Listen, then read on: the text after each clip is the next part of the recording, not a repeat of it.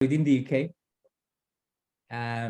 Thank you very much. So shall we, let's begin the event of today's event, because I understand it's a school time in the UK. So many guests are actually collecting their children and then they will join in the middle of the program. And as for Bangladesh, I think people are still, many of our guests are joining. They're sending me messages. So, but let's begin the tonight's event. So my name is Farhan Masood Khan. I work for a UK-based satellite television channel called Channel S Television.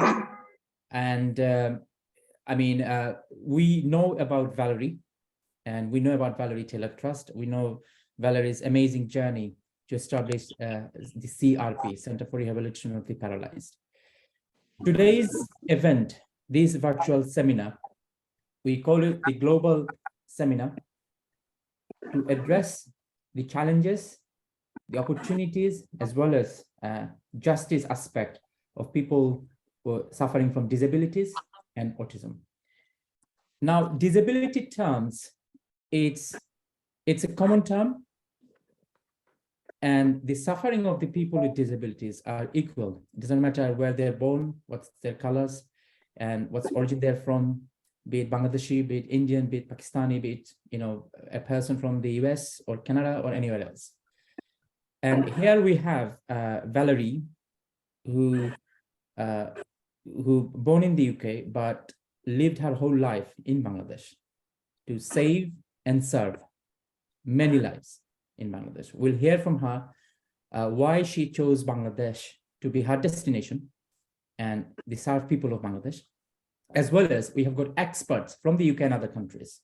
We'll hear from them the aspects of their countries, how they're tackling this burning issue of and the growing issue in our societies, especially when there are so many taboos and so many social and cultural aspects are kind of relevant into the whole disability and autism sector. How do they tackle it, and how the nations are addressing those issues? I would like to begin with thanking the Valerie Taylor Trust for giving me the opportunity to host this event. And we have the chairman of the trust, Mr. Ben Clarkson, here with us. I would like to request Mr. Ben Clarkson to introduce the event, to start the event and introducing Valerie Taylor Trust amongst our guests. Thank you very much, Farhan. First, I want to welcome you all to this global seminar. Thank you very much, each of you, for making the time to join. I'm the chair of the Valerie Taylor Trust, which is a UK charity whose objective is to support CRP, the organisation which Valerie Taylor founded over 40 years ago in Bangladesh. But the Valerie Taylor Trust is just one of the charities which support CRP worldwide. For instance, in Canada, there is the Friends of CRP Canada Society. In the United States, there is the American Friends of CRP, and there are other such organizations in continental Europe.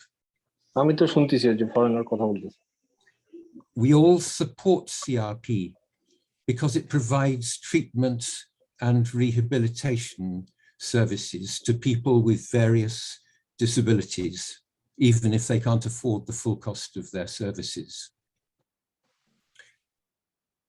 Finally, I want to thank Farhan Masood Khan for organizing this seminar and hand back to him to host the rest of the meeting. Thank you, Ben, for your nice and brief introduction of Valerie Taylor Trust. We have our trustees of Valerie Taylor Trust who are joining from Bangladesh and the UK. We have Kokon Bhai, Mr. Mukhtar Hussain. Are you here, Kokon Bhai? Mr. Mukhtar Hussain is currently in Bangladesh, and he's trying to join, of course. And we have various guests from the UK. I can see the chair for British Bangladesh Caterers Association here. I can see the president for UK FBCC here, and I can see our Scottish MSP, MSP for member of Scottish Parliament, Mr. Faisal Chowdhury here. I can see Mr. AJ from India, Ajoy K. Lal from India, who has got extensive knowledge on tackling the disabilities in India. I can see Dr. Zia, a veteran from expatriate, serving the communities across the globe, wherever the Bangladeshis are, from in many aspects. He has kindly joined us from the USA. I can see Professor Dr. Mohammad Habibe Millat, MP, Member of the Parliament from Bangladesh Parliament. He has kindly joined us today. Thank you, sir, for your time and joining. I can see Mr. Tahir Mirza, another veteran community leader from the British Pakistani community, has kindly joined the meeting. I can say Margaret, our Margaret Hakim, our very own Valerie Taylor Trust, trustee of Valerie Taylor Trust here. I can see many other dignitaries and guests joined today, and thank you all for joining us. I can see from Sylhet, we have got Mr. Shahidul Alam, they also run a similar organization serving the people with disabilities. I welcome him for joining today's meeting. Mr. Shohid Ahmed Chaudhry, he is also a district governor for Sylhet district and the EC member for Jalalabad Rotary and Disabled Hospital. Thank you all for joining today's meeting. Now, I would like to request the CEO of Valerie Taylor of CRP, Center for Rehabilitation of the Paralyzed, Mr. Sorab Hussain. He is here. If I may request everyone to kindly mute all of your devices so that we can hear the rest of the guests and concentrate on the seminar. Okay, I can see guests are talking. Okay, we'll try to listen to our speakers. Mr. Muhammad Sohrab Hussain, Dr. Muhammad Sohrab Hussain, the CEO of CRP Dhaka, which was founded by Valerie Taylor. I would like to request you to deliver your speech and the amazing work that CRP has been conducting, as well as how people life has been transformed through the services of the CRP. Thank you very much, Mr. Farhan Bhai and Honorable Chair of the Valerie Taylor Trust, founder and coordinator of CRP, Valerie Taylor, all the distinguished guests. Assalamu alaikum and good evening. Can I share my presentation, please, Farhan Bhai? Yes, of course. Can I have your permission? Shiplu Bhai will allow you to follow that. Please. I'm trying to connect from here. Yes.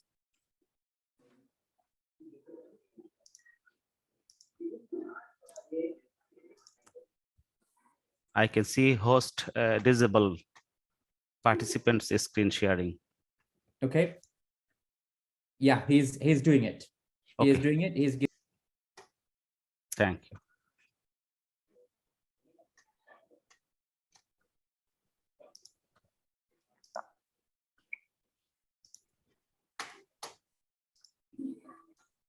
Can you see the screen that I shared just now? Yes. Yes. Thank you very much. It's a great opportunity to be here with the all distinguished guests once again, and thanks the chair of Valerie Taylor Trust, Mr. Ben Claxon, for inviting me in this nice ceremony for the seminar of the disability. And welcome to my presentation. Today's topic, as you know, the people with disability.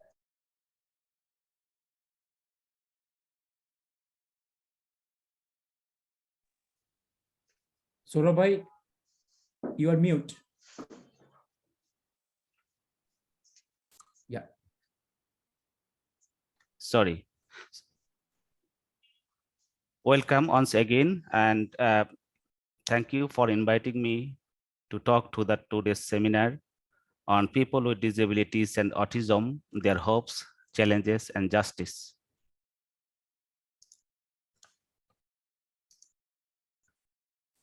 As you know that the disability globally is 1.3 billion which is 16% of the total population. And Center for Disability Control and Prevention, CDC, estimated around 1% of the world population has autism spectrum disorders.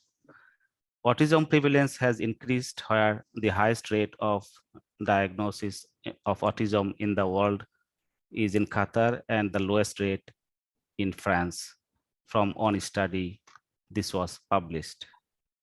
However, the situation in Bangladesh, sometimes it is very little known and sometimes unknown. We have a few studies, and from the anecdotal evidence, we can see that 6% of total population have some form of disability, and most among them are physically challenged. In 2011 census of Bangladesh Bureau of Statistics suggested that 5% of the total population are disabled. Autism spectrum disorders in Bangladesh. Also, that in the Southeast Asia region, it is estimated 1 in 160 children has autism spectrum disorder. Bangabandhu Sheikh Mujib Medical University in Bangladesh found that 2 in 1,000 children have been suffering from autism spectrum disorder, wherein prevalence is higher in urban areas. The study in 2020 from Hassan described that. However, we have a lot of hopes, in Bangladesh and in Asia, and there is opportunities improving globally for the persons with disabilities. Some opportunities we have in Bangladesh, you can see that among the children with disabilities, 41% are attending in primary education and 24% secondary education. This study published in 2022. Another study shows that 19% of persons with disability use assistive devices as per their need. And you will know that CRP is one of the biggest assistive device production center in Bangladesh for persons with disabilities. Bangladesh government allocated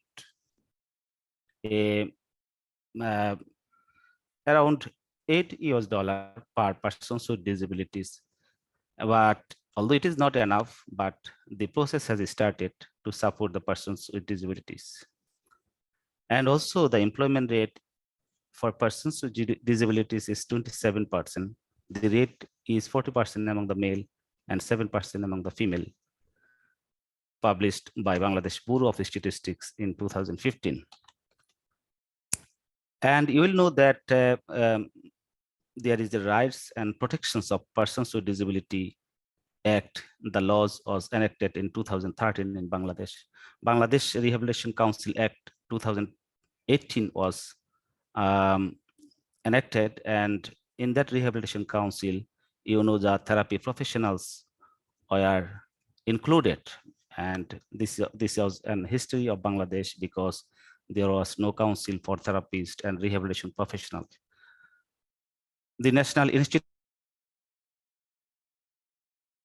of Traumatology and Orthopedic Rehabilitation Center, the need to record injury like paraplegic ward, and they are also doing some sorts of rehabilitation.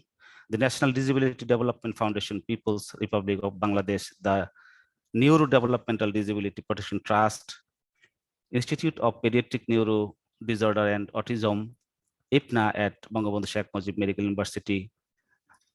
Many institutes such are doing a great work. And CRP is proud also to be the great part of rehabilitation.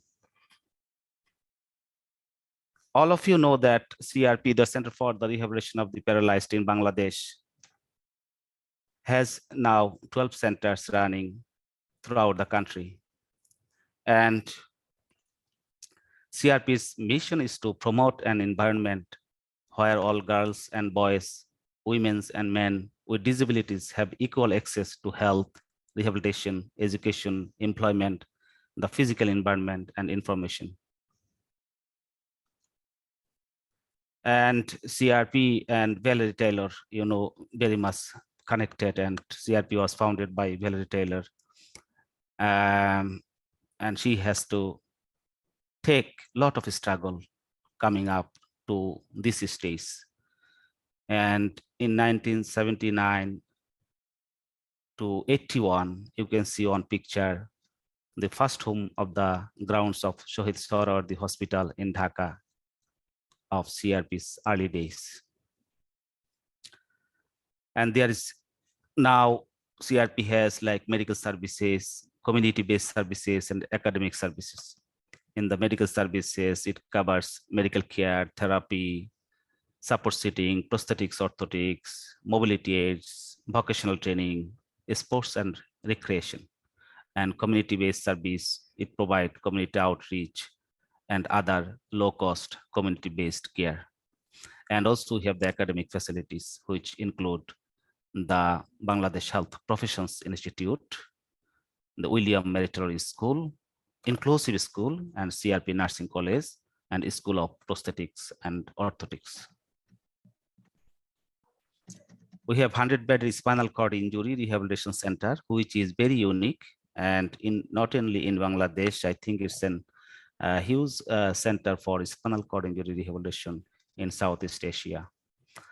And we have also 50-bed pediatric unit in Shabar and Mirpur, and mostly the cerebral palsy and autism spectrum disorders children with disabilities are coming here for treatment and rehabilitation. We have also 40-bedded stroke rehabilitation unit.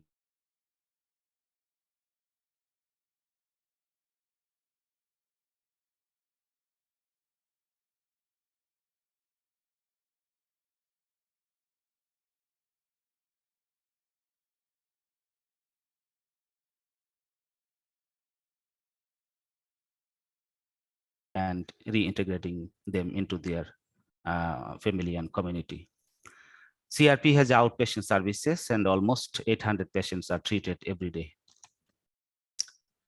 And also you can see some hopes for the persons with disability, which was created through CRP. We call it Madhav Memorial Vocational Training Institute, which is affiliated from the Bangladesh government. And we have like 6 trades where persons with disabilities has free accommodation and training, and they can access to the training from CRP center. This is called CRP Manikganj centers. And after the training, they have opportunity to get job in different sector, including the R&B. You can see some of the production of CRP workshop, which is for persons with disability, because there is not available assistive devices in Bangladesh for persons with disability. Sometimes we have to purchase from other countries like China and India, but CRP has a big production center, assistive device production center here. So I think this is a good opportunity for persons with disabilities. We have also services for autism spectrum disorders, and we assess those children with autism spectrum disorders.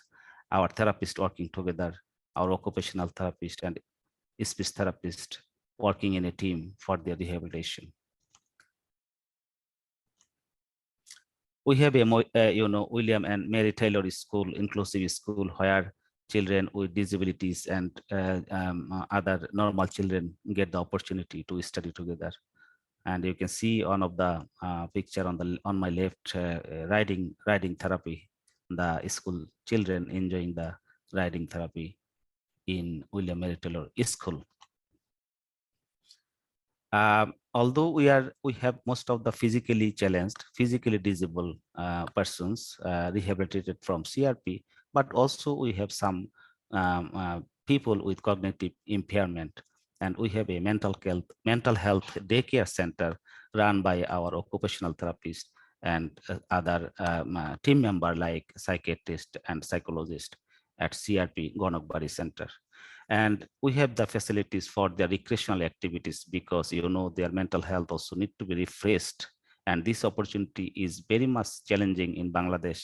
Not many places they can access for recreation and sports activities, but you can see some of the photos where our wheelchair basketball team playing And you can see some table tennis game for spinal cord injury patient, and also participation in the spinal cord injury marathon.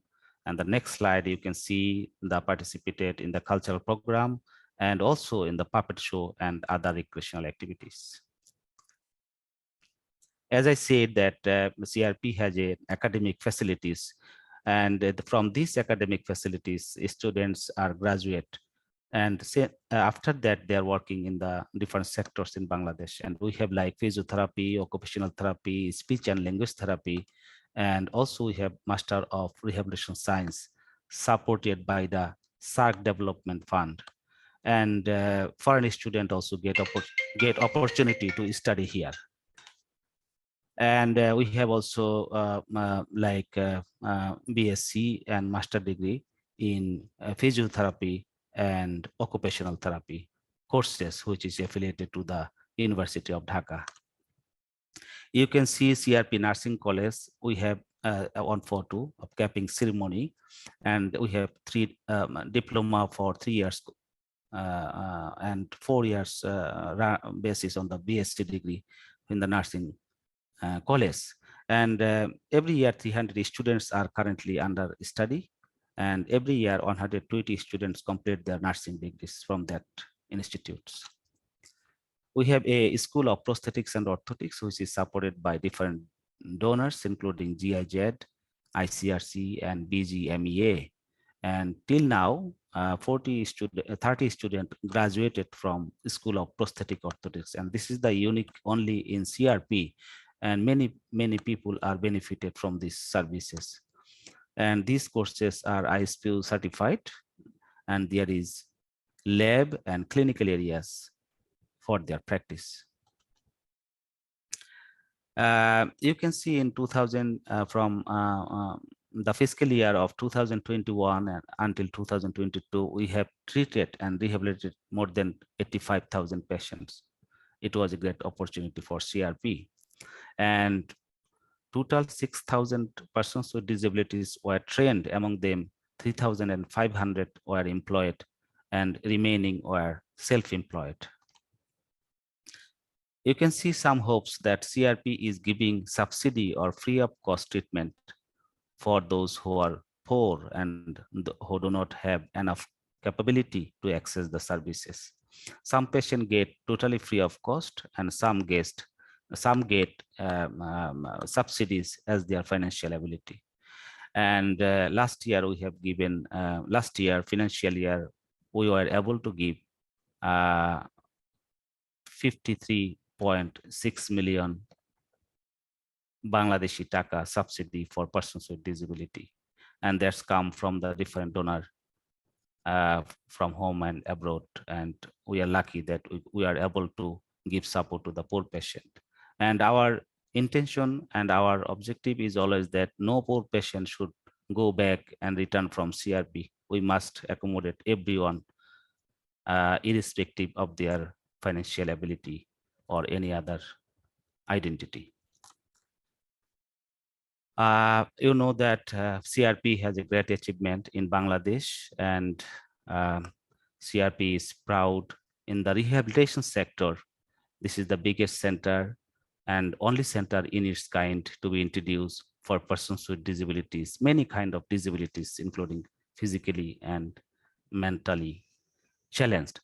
However, some recognition I have mentioned here that was received by Dr. Valerie Taylor, the founder and coordinator of CRP. You know that due to enormous contribution towards humanity, Valerie Taylor was awarded OBE by Her Majesty Queen Elizabeth in the year of 1995. In 1998, the People's Republic of Bangladesh government has awarded her the honorary citizenship. Also in 2004, she received Bangladesh Independent Award, the topmost respectable award in Bangladesh. And also she received many awards like ESCON and Public Health Foundation Award, National Environmental Award. And that's all is proud for CRP. That's we are working in Bangladesh. But that award encouraged our staff and colleagues to work more for the persons with disabilities in Bangladesh. Of course, we have we have a lot of challenges, but we can overcome that over time. And since now CRP, we have just finished the 43rd year anniversary, and that was very helpful for people to understand what CRP is doing. And it is a long time CRP working in Bangladesh. But the challenges, you can see limited scope of rehabilitation for persons with disability, because there is not many hospital, many rehabilitation institute. It's very, very limited, and lack of employment opportunities. After the um, after the accident or injury, there is not many job available for the persons with disabilities, and there is very limited fund and budget, as you know, that only 0.37% of total budget of the Bangladesh government were allocated for the persons with disability, which is not enough for a bigger group of persons with disability. Demand for rehabilitation services for persons with disabilities is increasing, but resources are limited, and including professionals. Sorry for the spelling error. And there are some other challenges. You can see there is no insurance system in Bangladesh for persons with disabilities. Therefore, they have to pay their cost from their pocket. And there is very limited accessibility, or in some places is inaccessible, and they cannot enjoy their daily life, and they cannot sometimes do even productive meaningful activities, although they wish to do. And there is still lack of right, respect, and social identity for the persons with disability, and lack of awareness about injuries and prevention and management, because there is also knowledge gap, and sometimes the health behavior is different from other countries. So there is some recommendation from different paper, but I have taken only 2 or 3 recommendations. There might be other important recommendation from the people around the globe, and also from the people who participated in the conference today. You can see that we need to address the poverty, because poverty is the big challenges. And although they have after paralysis, for example, for a spinal cord injury patient, most of the injured person are male, and when they have injury, they have like 3 or 4 dependent, so they cannot continue to support their family. So need to address the poverty. So we need to increase the opportunity for job and employment, and low cost model of care to be introduced, and also education and awareness and training to be reduced, training to reduce the risk of common injuries those may lead to disabilities. We acknowledge all the support for everyone, but especially for the Friend of Society from Belay Taylor Trust and others from the abroad. And we like to thanks again for this opportunity to present this paper about CRP. Thank you very much for your patience hearing. And if you allow, we have a small video for, if I am permitted, a small video of our photographer, filmmaker, Mukta, who recently entered the 3rd WHO Film Festival for short films, where she chose the rehabilitation sector of the competition. And Mukta uses a wheelchair and was originally trained by the British volunteer filmmaker Kirsty a number of years ago. That film entries, more than 1,000 entries across the event, and then Mukta was a potential finalist in the rehabilitation sector. So I'll just play the video, try to connect it from here.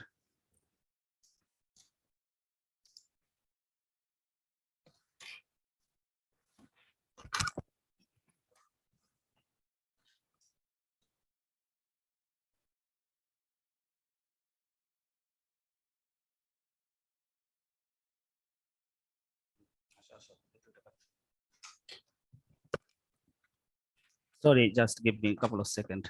No problem.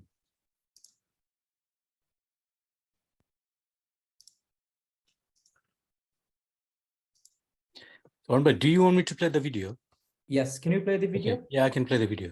Okay, so Rabbi, if you allow him to play the video, probably that will be Please, easier. please, please. Thank you. Okay. Thank you.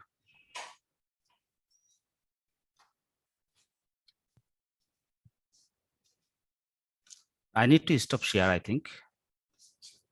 I need to stop share my screen. Yes, Yep. is it? Yes. Mhm. Okay. Yeah, just 1 second. You need to share your screen, Shipru bhai. Yeah, just 1 second. Share.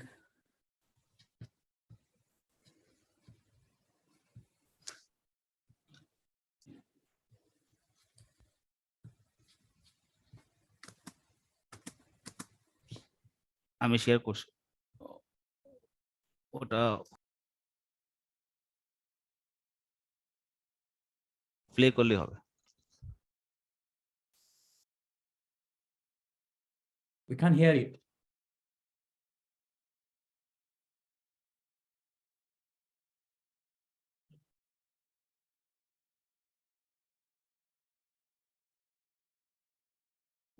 We can't hear the audio of the video. Yeah. There's no sound. It's now coming. আমার বয়স যখন 2.5 বছর তখন আমার হাতে পায়ে ফোসকা পড়ে। গ্রামে হাতুড়ি ডক্টর দেখানো হয়, ওনারা ভুল মেডিসিন প্রয়োগ করার কারণে হাত পা ইনফেকশন হয়ে যায়। পর হচ্ছে আমার হাতের এখান থেকে পায়ের কবজি থেকে ওই ওষুধের মাধ্যমে পড়ে গেল। আমার চলতে গেলে অনেক সমস্যা হয়ে যায়, রাস্তাঘাট ভালো না, বৃষ্টি হলে আমি বাইরে বের হতে পারি না। আমরা কোলে করে স্কুলে যেতে লেখাপড়া করছি, ও কোনোদিন আল্লাহর রহমতে আপনাকে দোয়া আশীর্বাদে কোনোদিনও ফেল করে নাই। ও খুব ভালোভাবে লেখাপড়া করছে, ওর খুব কষ্ট গেছে, ও যেসব স্কুলে গেছে কাঁদছে, আমার ভালো লাগে নাই কে যেসব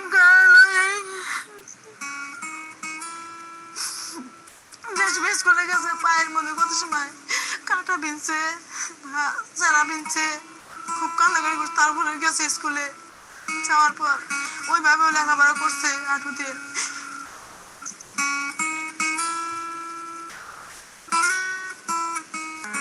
উর্মি যে কোনো সমস্যা হলে আমাদের কাছে সে জানাতো এবং আমরা চেষ্টা করতাম সেটা সমাধান করার। উর্মি আসলে প্রথম থেকে পড়াশোনায় বেশ আগ্রহী এবং সে আসলে পড়াশোনায় মনোযোগ দিয়ে করে থাকে, যার জন্য উর্মির রেজাল্টও কিন্তু বরাবর ভালো।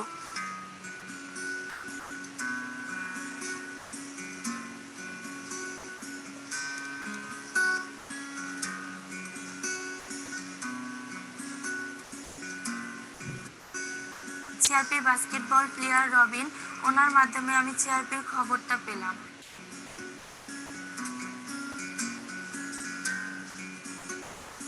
উর্মি যখন প্রথম সিআরপিতে এসেছিল, সে 4 হাত পায়ের উপর ভর করে এসেছিল এবং যখন আমরা তাকে জানালাম যে এখানে যদি আপনি পুনর্বাসনটা সম্পূর্ণ করতে পারেন তাহলে কৃত্রিম অঙ্গ পরে আপনি হাঁটতে পারবেন, সে অনেক বেশি খুশি ছিল।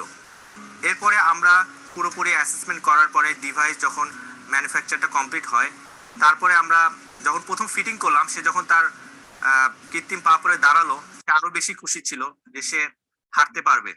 তো তার পুরো পুনর্বাসনটা শেষ হওয়ার পরে এখন যখন সে হাঁটতে পারছে, তো তার পরিবারের লোকের এবং সে অনেক বেশি খুশি এবং তার এই ডিভাইসটা নিয়ে সে এখন স্কুল কন্টিনিউ করতেছে। পা লাগানোর আগে হাঁটতে অনেক কষ্ট হতো, তারপর পা লাগানোর পর এখন অনেকটা সুবিধা হয়েছে, ভালো লাগে হাঁটতে। আপনারা সবাই দোয়া করবেন, কারোর উপর যেন নির্ভরশীল হয়ে জানি সারা জীবন না থাকতে হয়। আমারই বিশ্বাস হয় না যে ওর এত সমস্যা নিয়ে এই হুইল চেয়ার বাস্কেটবল খেলা সম্ভব।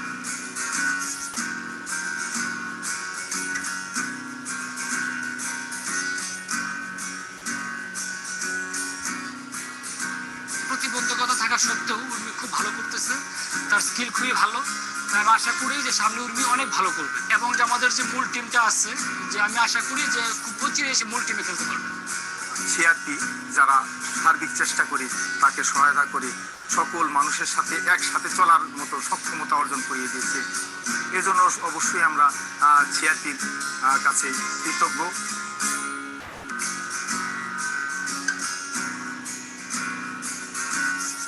আমরা দোয়া করব উর্মি যেন তার শিক্ষা জীবনে মাধ্যমিক পর্যায়ে থেকে ভালো ফলাফল করে সামনে এগিয়ে যেতে পারে।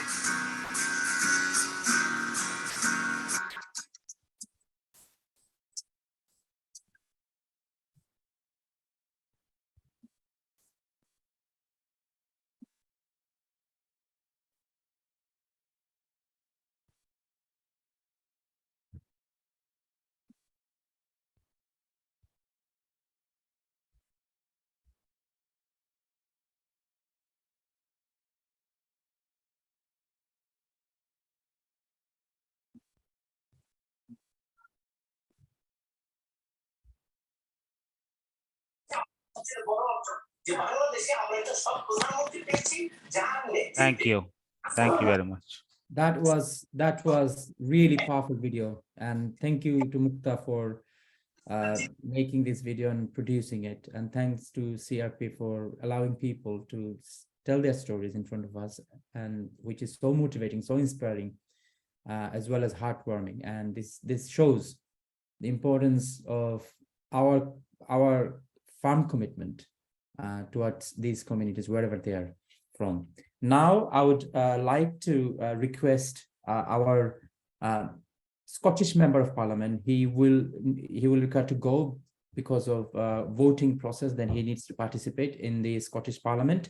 So I would like to request him, Mr. Faisal Chowdhury from Scotland, how he sees the circumstances around disability in his country, as well as being a British Bangladeshi member, and he knows CRP very well, he knows Valerie very well, how we can collaborate, these two nations can collaborate and share our experience, share our skills, share our wealth.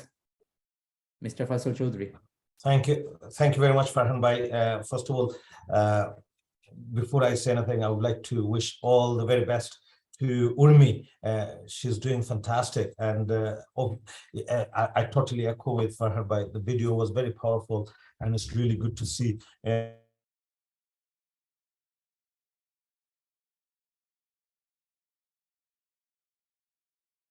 I know it's very difficult, even in a country like United Kingdom. If you're disabled, you're struggling. And I must say a big thanks to Valerie Taylor, who has given all her life in Bangladesh and for Bangladeshi people, and the work she has done in Bangladesh and for the Bangladeshi people. And and I do know the other commitments Valerie have, and the activities she does. I've had a pleasure of working with Valerie Taylor through my uncle interaction. I'm sure you all know Dr. Wali Yudin, who brought me, I think the first fundraising event we did in Scotland, uncle organized, and Valerie was here as well. It was really good to see Valerie looking good on the video here, and I hope to see her in Scotland again soon. Of course, as you probably know, I'm the member of the Scottish Parliament, and one of my other roles is I'm the Shadow Minister for Culture, Europe and International Development. So if Valerie is visiting United Kingdom, my invitation to you is, please do come to Scotland. I would love to welcome you in the Parliament. And if you want to do any presentation in the Parliament, I will be very, very happy to sponsor that. As you probably know, last year our honorary Prime Minister visited the Scottish Parliament.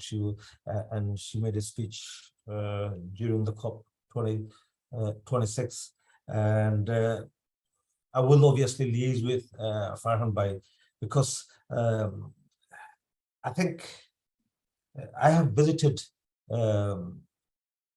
the center in Bangladesh a couple of times, and it's painful a lot of the time. We could do a lot, but are we really doing a lot? I mean, even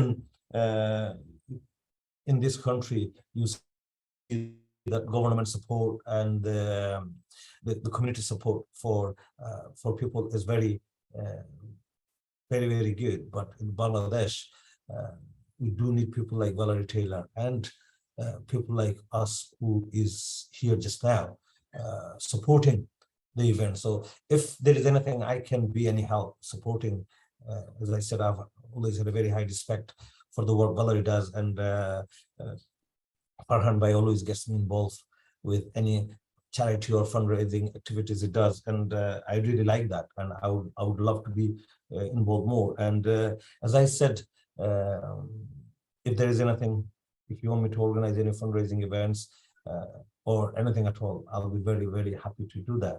Because we know, I mean, we can talk about disability and disabled people all day, and I think it's the solution we need to find. We need to see more people like Urmi enjoying their life, you know, and we need to see how we can get more people involved. I mean, that's all I can say, Pradhan Bhai. All I'm going to say is that thank you very much. All the presentations were fantastic. If you can share me the presentation, it might help me, because whenever we're doing any presentation in the Parliament, I will be able to use the references, and I will definitely raise a motion of congratulation for Valerie Taylor in the Parliament for the work you have done, Valerie, and for the work you are doing. So I would request your team to send me some information of your current projects and what you're doing. I would love to do that, and I will send you a copy of the motion, which will be published in the Parliament. Thank you very much for giving me the opportunity. Thank you very much for inviting me. And I can see my colleague from Bangladesh, a member of the Parliament. Assalamu alaikum. I don't think we've met. So my invitation to yourself is, if you're visiting United Kingdom, you're more than welcome to come to Scotland. Thank you very much. And probably I spent 8 years in Scotland, in Edinburgh. I know your uncle very well, Mr. Wali. We'll talk. Thank you. Thank you very much. Thank you very much, Mr. Faisal Chaudhry. The world is very small. We know each other. Mr. Habib Milad MP was a surgeon in Scotland, and that's his Scottish root. And that's why he knows Mr. Wali Tasruddin. Have we met, Habib Bhai? I think we met once or twice, but not frequently. But my friend used to meet you many times. I know that. Okay, thank you. Let's move on to the next chapter of the event. And thank you very much, Mr. Faisal Chaudhry, Amader Shobar Priyo Faisal Bhai, for your valuable time and for your kind offer and gesture to propose a vote of propose a motion thanking Valerie. And definitely CLP will probably send all the documents and the other presentation, relevant presentation that you require for your for you to propose the vote of thanks in your House of Parliament. And we are looking forward to work with you on this noble cause. And I'll contact you, and Valerie Taylor Trust will contact you on that. Thank you very much. I'll send you my contact in the chat box. Thank you very much. Thank you. Now we have, as I've said, from the USA, a very popular face, but the most important thing is he works for the people, most disadvantaged people in Bangladesh, and he's an American Bangladeshi, Dr. Ziauddin Ahmed, MD, FASN, Professor of Nephrology, Temple University, এবং একই সাথে তিনি Professor Emeritus, Drexel University. I would like to request Mr. Dr. Ziauddin Ahmed to say a few words, and he will be speaking. There are as we all know, there are various forms of disability. And he will be speaking the disability that actually probably we normally ignore. There are other forms of disability, and he would like to highlight those aspects of disability. Ladies and gentlemen, Dr. Ziauddin Ahmed. Thank you very much. It's an opportunity given to me by all of you, including Farhan Khan. I feel privileged. And I have to do some introduction, because I think I met Valerie many years ago, 1978-79, I was working at RIHT, Professor Garst Institution. I worked there for 1.5 years before I came to United States in 1980. I saw how Professor Garst employed the disabled people. His secretary was blind. He was a telephone operator. And people had no arms, Kuchenberg's operation, and they were using their handless hand to do the services of the hospitals. So that was amazed me. Prior to that, many years ago, in 1965, my father, who was a surgeon actually, initiated blind camp in Sylhet. People were coming from all over the districts, and 500 operation for cataract surgery were done in madrasa. We were like an 8th grader, and we were volunteered. And people who did not get the vision back, he arranged how they can create their other skill, like using those the cane baskets and everything. Now, I'm working with another disability group in the United States. I'm a physician of a nephrologist. And all the dialysis patients, they're actually considered disabled because they cannot do their full functional works. Even though they were, prior to their disability, they were doing full potentials. So in the United States, 26% of the people of the United States are considered somewhat disabled. Not as disabled as like Valerie's patients, but they have disability, mental disability, some kind of physical disability, anything that prevent them to do their full potentials, we consider disabled. So I don't want to talk too much, but I think I go to Bangladesh every year, and we are trying to focus on the kidney dialysis part and kidney hospitals. But the most important thing in our country or any developing country, it's so important for us to get involved with all the other disabilities. I know that our government in Bangladesh, they don't have that much support, but the private sectors should come forward and take the responsibility. And actually people are doing it. I know in Sylhet there are people that are supporting the blind institutions. There are autism. I think Mahmoud Bhai is supporting the autistic schools. And I think it's a good idea to have a sort of coordinating all these actions. So we don't have to waste the resources.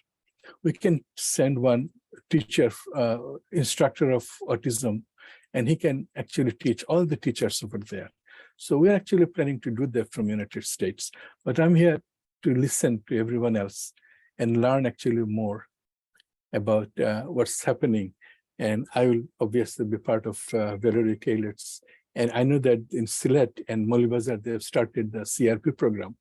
And in the United States, I'm involved with Bangladesh community, and most of the people coming from different districts, and they will be actually willing, if Valerie and her group wants to start some center in some of the districts, if it is not there yet, I can talk to them and get their support so they can initiate something like that.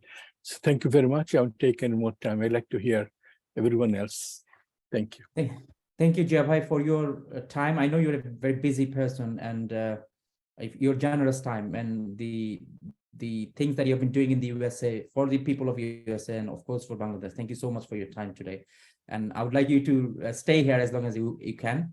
Actually, I was rounding in the hospital, so I came very early in the morning and rounded with my fellows and physicians, and I said I need 2 hours gap, so I'll be here all the time. Thank you. Thank you so much. Thank you. And now moving back from USA and UK, we are now going to, and Bangladesh, of course, we're now going to India, the largest, one of the largest countries in the world. And I'm so honored that we have with us Mr. Ajay Kumar Lal. Mr. Ajay Kumar Lal is a CMD, NHFDC, National Handicapped Finance Developed Corporation of India, and he's a joint secretary and CEO for Disabilities, Ministry of Social Justice, Empowerment, Government of India. He's presently working Universal Accessible Project for persons with disabilities in India. Mr. Ajay Kumar Lal, thank you so much for joining us today.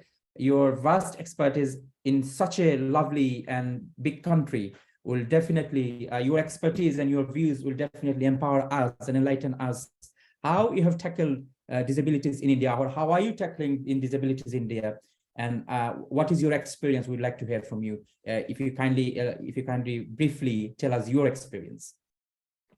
Thank you, Mr. Mr. Ben Claxon, Chairman, and our colleague and distinguished guest. As you know, that India is one of the largest country population-wise after China. And the total population of the person with disabilities, it's more than population of the Australia. So I'm telling you because you can see that what is the size and how much challenges is before India.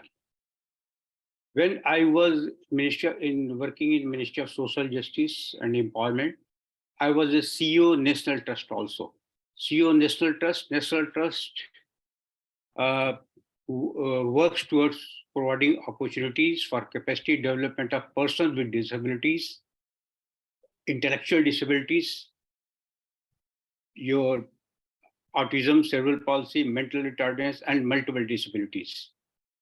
And their families for fulfilling their rights, facilitating, promoting the creation of an enabling environment and an inclusive society. The objective of National Trust of India is to enable and empower persons with disability to live as independently and as fully as possible within and as close to their community as possible. Second is to facilitate the realization of equal opportunities, protection of rights, and full participation of persons with disabilities. And to extend support to its registered organization. Registered organization means NGOs, to provide need-based services and to evolve procedure for disabilities. So here, while working as a CEO National Trust for the person with disability, especially for autism and Down syndrome, intellectual disability, the main issue before me was that most worry of the parents. Those were so much worried that what will happen when they will not be in this world to their child? What will happen? That is a more worry. They are more worried. To address this issue in National Trust, we developed some of the schemes. And there was number one scheme was your early intervention and school readiness for child up to 10 years. Because we know that autistic person and autism, autism is not a disease, we know very well. It is a state of life. When it is not a disease, it cannot be cured also. The person with disability of autism, he has to live.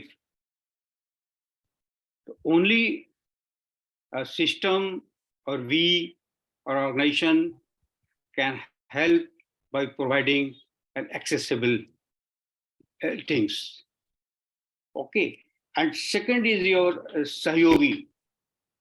Sahyogi means to help. For example, for autistic child, they require 24/7 support, but it is not possible.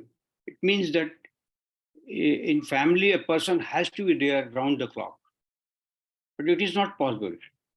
The parents will go outside, they have to work outside, they have got their need and necessities. So in National Trust, what we started providing training to a caregiver. A caregiver, because unemployment is there. In all the developing country, unemployment is there.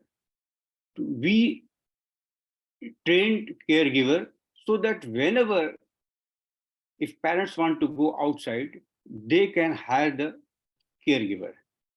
It may be for daycare or 24 hours also. Then comes your Samarth. Samarth is to provide respite for home for orphan, because those who are not having the parents, they are orphan. So there is another scheme that is known as a Samarth. So this Samarth is there, that their orphan children are put there and they are given all sorts of facilities. And next is your Gyan Prabha. Gyan Prabha is a scheme for education. I mean, children or parents, those who cannot afford their education because they require special teaching. So for that, we have got a scholarship facilities. We give scholarship to the parents so that they can send their children to a school, or they can hire teacher so that as per children's requirement, teaching can be given. Next is your Niramya. Niramya is a health scheme. This is a health scheme, health insurance scheme, you can say, because for autistic children, they permanently require your what you call health related, treatment, etc. So we made a program in such a way so that every year, every month, wherever they want to go, they can go and take the treatment, and that money will be reimbursed to them. So this system we have implemented in our country. And now next is your Gharonda. Gharonda is a scheme. If parent is not there, or parent, they can plan, because a day will come when your child will start growing, and proportionately you will also grow and become older and older. Then again same worry would be there. What will happen if I won't be there? So Gharonda scheme facilitate to provide a home for throughout the life for the person with disability, autistic person. So this scheme we have started, and there's a lot of success we are seeing. And there is another scheme that is known as guardianship. Guardianship means it's related to your property and other things, because if suppose some property is there and that property has to be transferred, the person with disability, autistic child, I cannot handle.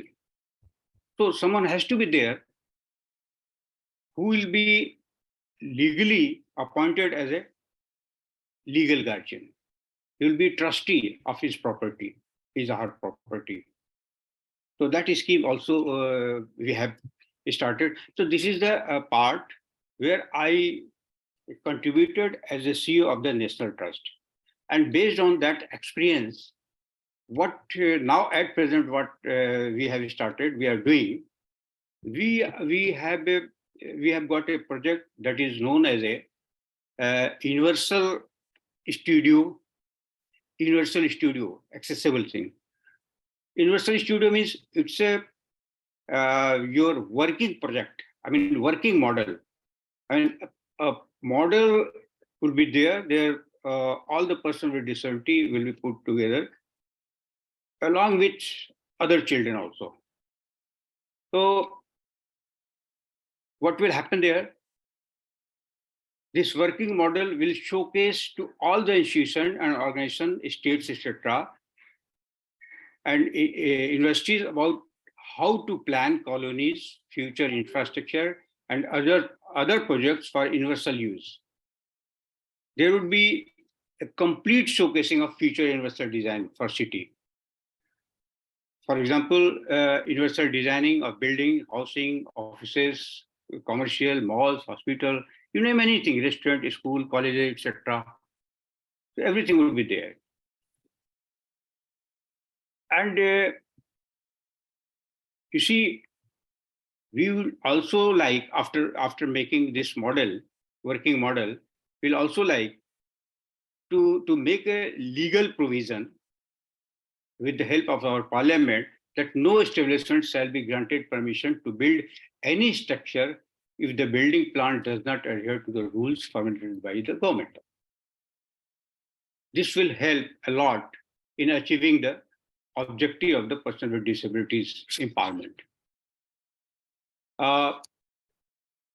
To develop a working and self-sustainable model, for person with disability, and elderly people also we have included. You see, the building, lifts, staircase, and all these would be there. And you see, main problem comes for the developing country, that is your fund. How funding will be done? How to make self-sustainable your project? So I have jot down some points.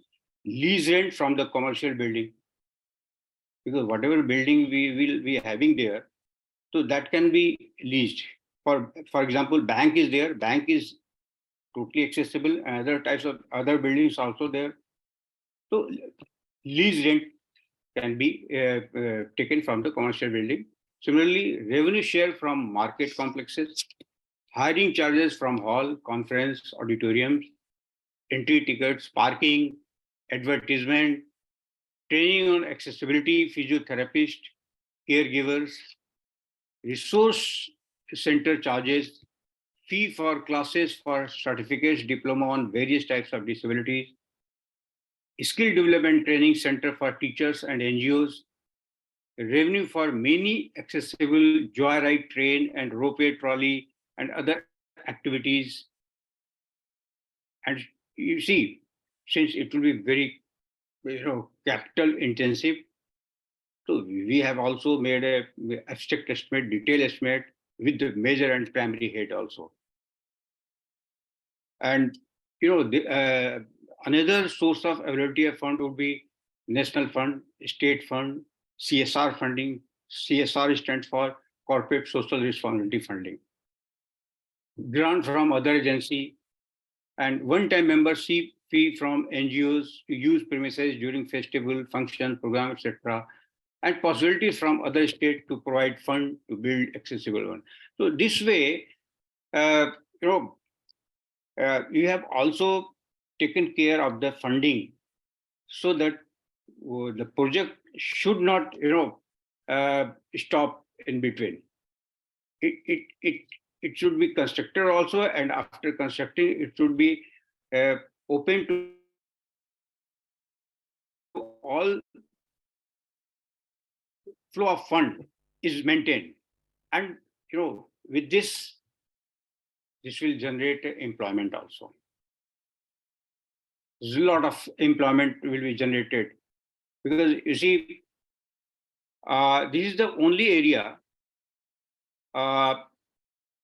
in all the developing countries where these people, these people means the person with disabilities, they are being treated, I should not say, but I have experienced they are being treated as a liability. But here our main aim is that they should become an asset to the society, asset to the country. They should contribute to the society. So this is the, in brief, what I am doing at present. And this is the initial stage only. We are in touch with the different states and senior officials of the government. And whenever it will start taking a shape, definitely I will again would like to join you. And thanks a lot, Mr. Farhan, for giving this opportunity. Thank you very much.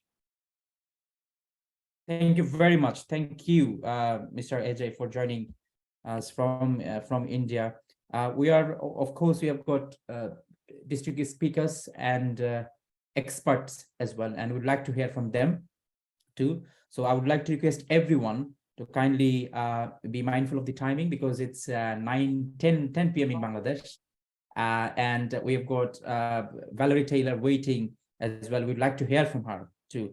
Now our next speaker is none other than the MP from Bangladesh.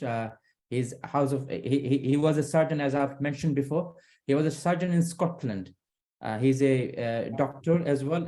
Habib Millat, a very hardworking MP from Bangladesh, and he's also involved in various capacities in the select committees of Bangladeshi Parliament. Mr. Dr. Habib Millat MP, I would like to request you to deliver your speech on basically how the government or the policymakers can intervene, improving the lives of disabled people. If you kindly briefly tell us your experience and probably some of the stories that you have been seeing in Bangladesh. Thank you, Mr. Farhan, and thank you for inviting me. It's an opportunity to express our experiences and good practices among the countries.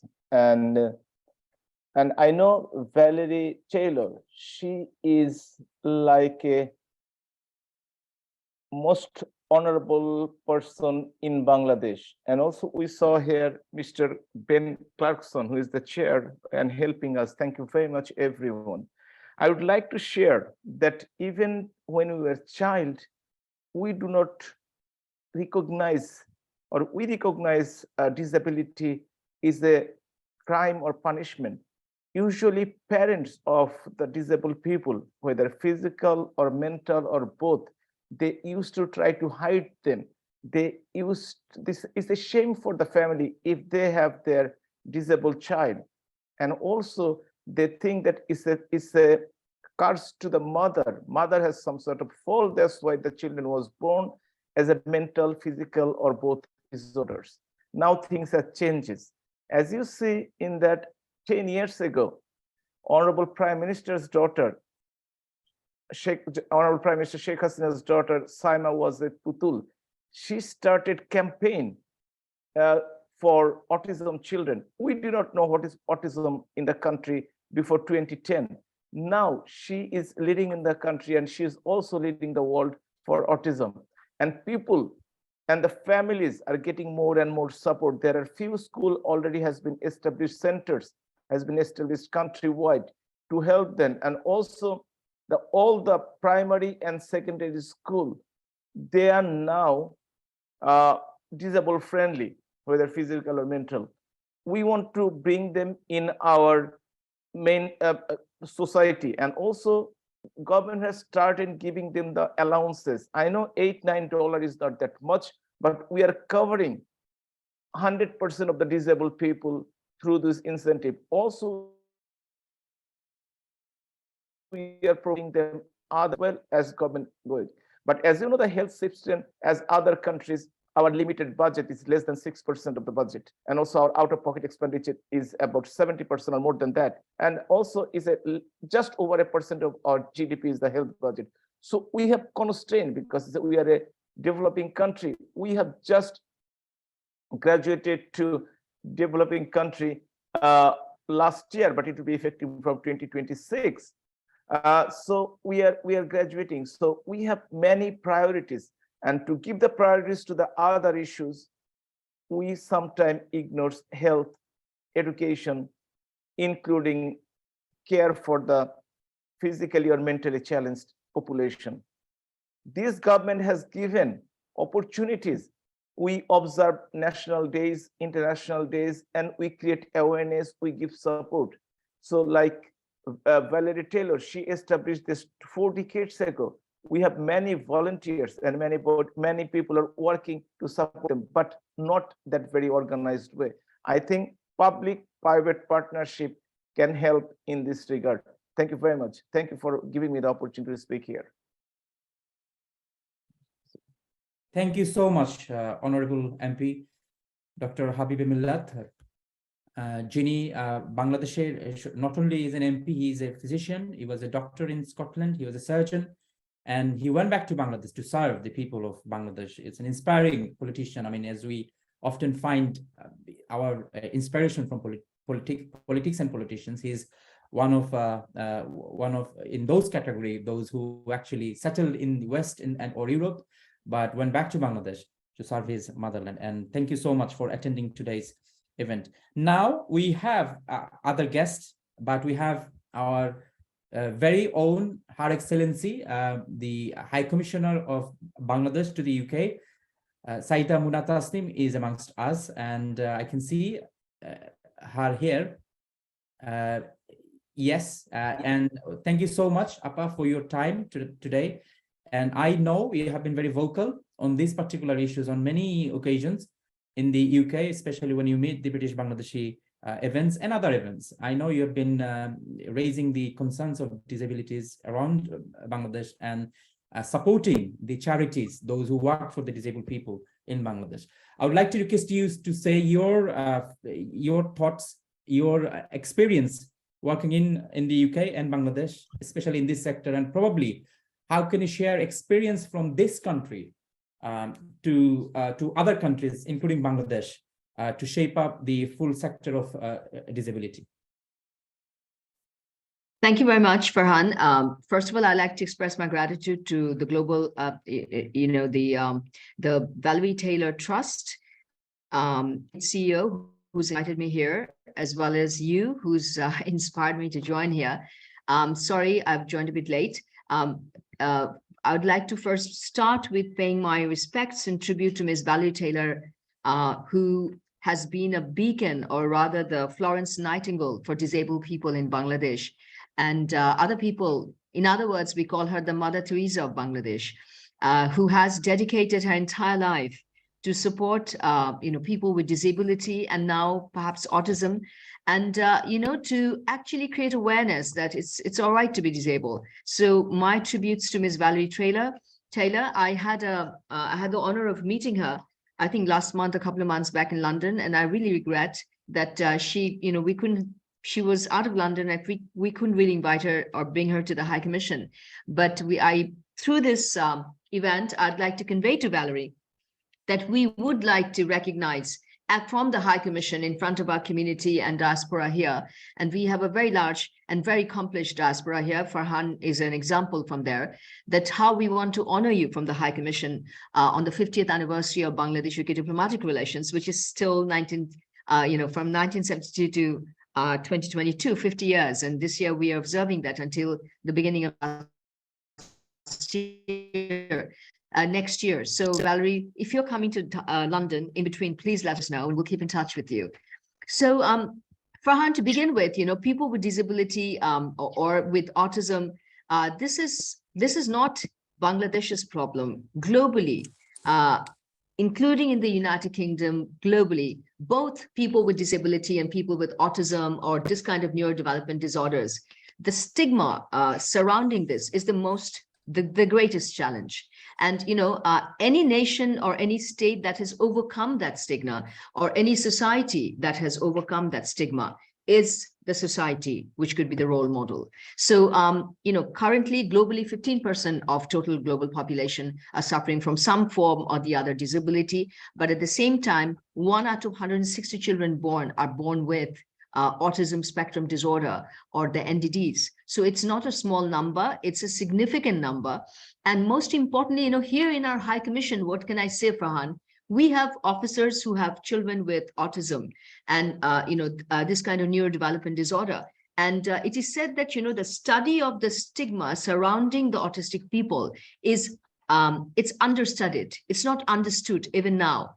Therefore, unless you can create autism-friendly spaces, disability-friendly spaces, disability-friendly psychology in the society, the culture, gender issues centering these people, people who are caregivers to these people, there's even stigma surrounding them, and their mental health is at stake. So, for example,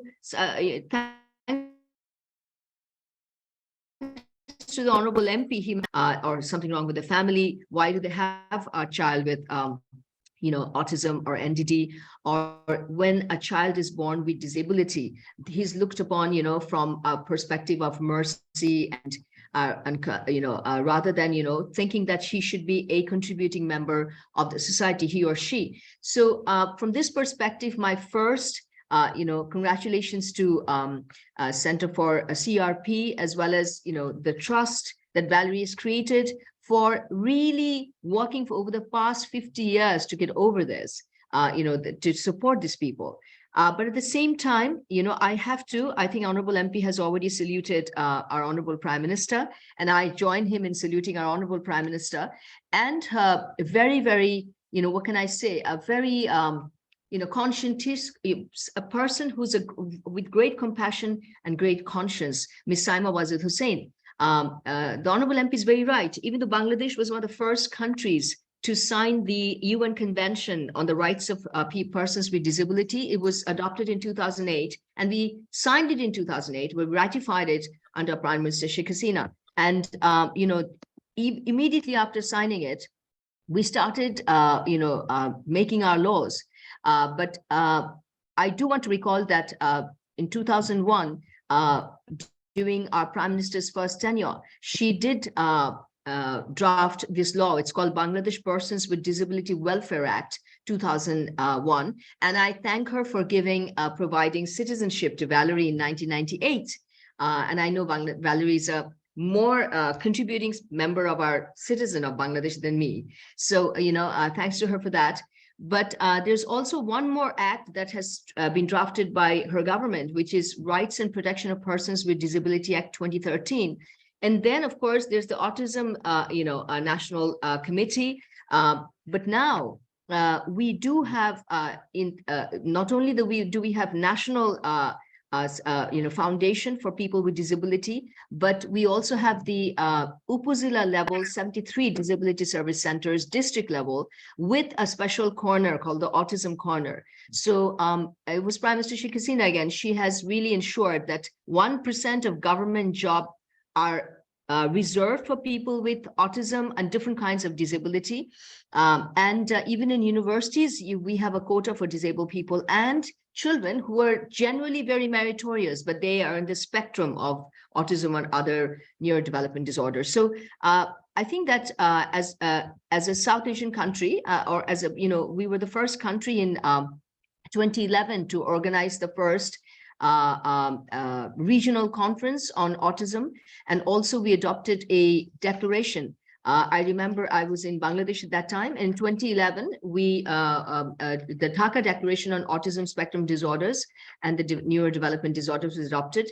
We organized this with WHO. So WHO has been very much engaged with Bangladesh in our national and international leadership when it came to autism. So again, it was Bangladesh which has tabled the first UN General Assembly resolution on addressing the socioeconomic needs of individual families and societies affected by ASD, that means autism spectrum disorder, development disorder, and associated disabilities. And, we had to get the entire 174 UN member states to agree to that because many countries didn't want to. It requires financial commitments. So it was not an easy task, but, we took very bold leadership under the patronage of Ms. Saima Wazid Hussain. And of late, currently she's the advisor to WHO Director General on mental health. And again, under her leadership, we have adopted the Mental Health Act 2018. And in 2022, we first taken the National Mental Health Policy and National Mental Health Strategic Plan. Why am I mentioning mental health here? Mental health is so much integrated into how to take care of people with disability and people with autism spectrum disorder, because both spectrum of, disability has stigma centering around it. A person doesn't feel that he's a normal member of the society, but we have to make them feel that they are. So therefore, having how to treat or how to address the mental health with people of this, the more stigma there is, the more mental health conditions they suffer from. And that's what statistics say. So that's also very much related to that. And also we have the Center for Neurodevelopment and Autism Disorder in Children. There's a center and Shishu Bikash Kendros that take care of, in every medical colleges, there is a specialized center for children with disability and persons with disability as well as with ASD. I also want to mention that, at the Commonwealth, currently I'm in the UK and we are working with the Commonwealth. So again, Bangladesh took leadership in the Commonwealth. So last at the Kigali summit, we organized the first high-level panel discussion and a debate on autism, mental health at the Kigali Chogam. And there was Dhaka Kigali Mental Health Compact that was adopted. And their keynote speaker, the paper was presented by Ms. Saima Wazid Hussain. Commonwealth represents 2.5 billion people, and Bangladesh, UK, and other countries in developing was looked into what kind of stigma is there surrounding it. But we have to be, otherwise these people can very well contribute to the economy, to, they can be employed, they can have a normal life as long as they're put in a normal space. So, this autism and disability friendly space. So I, would like to conclude by saying that in the UK, where we have nearly 1 million British Bangladeshi diaspora. I would like to mention one organization called Autism. And, this is run by a valiant freedom fighter of Bangladesh. And there, I think Autism is setting an example of how our, diaspora community, they are such giving people, they do charity in Bangladesh. I mean, they're one of the, what can I say, the most philanthropic society. So a philanthropic diaspora who really give charity, do a lot of charity, and they're also supporting, they can come up with more organizations such as Autism to support it. But one thing that we can take pride in is that, in our the UK National Health Services, NHS, the largest number of Greater London social caregivers to people with disability or people with autism are actually Bangladeshi, British Bangladeshi diaspora, from the British Bangladeshi diaspora. And yesterday, we had a meeting with the Health Secretary of the UK. We were discussing, and he also acknowledged that, and how we can bring more people from Bangladesh to serve, provide support from the social care sector to people with disability and autism in that sector. So I really, as High Commissioner, would like to work on that, of how we can provide more support to people with autism and disability, particularly through our diaspora, by bringing more people and carers from Bangladesh. And at the same time, the great work, the extraordinary work that Valerie is doing, she's an inspiration for all of us. And I think she inspires our Honorable Prime Minister as well. Everyone has tremendous respect for her. So I'd like to thank the Trust, Valerie Taylor Trust, once again for the extraordinary work they're doing globally, supporting millions of people with disability. Thank you very much for inviting me here. Thank you very much, Her Excellency Saida Munatasm. I think there are some questions from your or feedback, perhaps from your speeches, and I think if you kindly see the chat box, probably you'll see many. And if you kindly stay, so that we can address those questions at the end of the seminar. Now, ladies and gentlemen, as we all know, we have been talking about the fundamental issues around the disability sector and people with disability and autism. But what about people who are in the midst of war and conflict? As we know that we are living in the UK and there are crises in Ukraine. We know that there are crises in Syria. We know there are crises in Bangladesh, Rohingya crisis that we face in Bangladesh. But what are how they're facing this struggle? And sometimes, obviously, we deal with the situation where our own community, if it is in the UK, we are of course struggling. People with disability that are suffered in the mainland of the UK. So does the other countries as well. But what about people trapped in the conflict zones or in the refugee zones? What do we do about them? And what are the suffering that do we know the sufferings of those communities? We have got distinguished guests from Syrian community, and we have got people who are campaigning about it, as well as we have a guest from Bangladesh who is championing our campaign for climate change. He is campaigning for Bangladesh, Mr. Sohanur Rahman, who was present in Scotland in COP26 event, as well as COP27 he attended in Egypt. So I would like to hear from him as well, how the climate change aspect is impacting the lives of people with disability. But before that, I would like to go to Mr. He is a doctor in the UK. He's a consultant as well, and he is a consultant psychiatrist in NHS England, Dr. Anis Ahmed.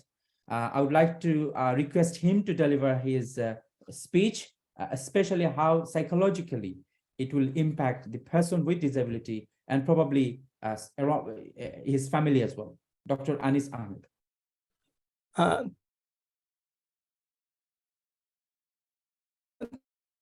Thank you for having me on. Farhan, can you hear me loud and clear?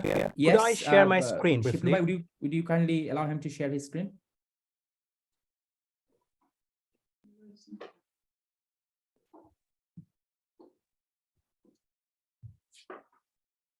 Okay, while the slides is being prepared to be uploaded, I can continue my talk for the interest of the time.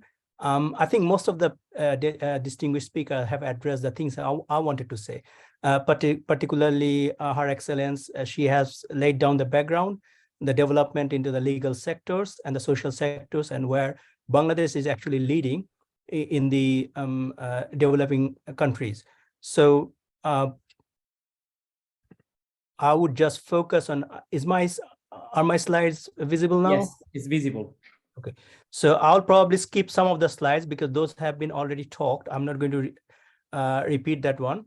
So I'll just say, because I'm a consultant forensic psychiatrist, my work is in the interface between the Mental Health Act and the care of mentally ill people. And I'm also the chair for the Royal College of Psychiatrists Volunteering in International Special Interest Group. So I work across the world in helping developing the mental health services in the interface between the law and care. I'm also glad to have Valerie Taylor and Ben at the Royal College of Psychiatrists International Conference in October this year.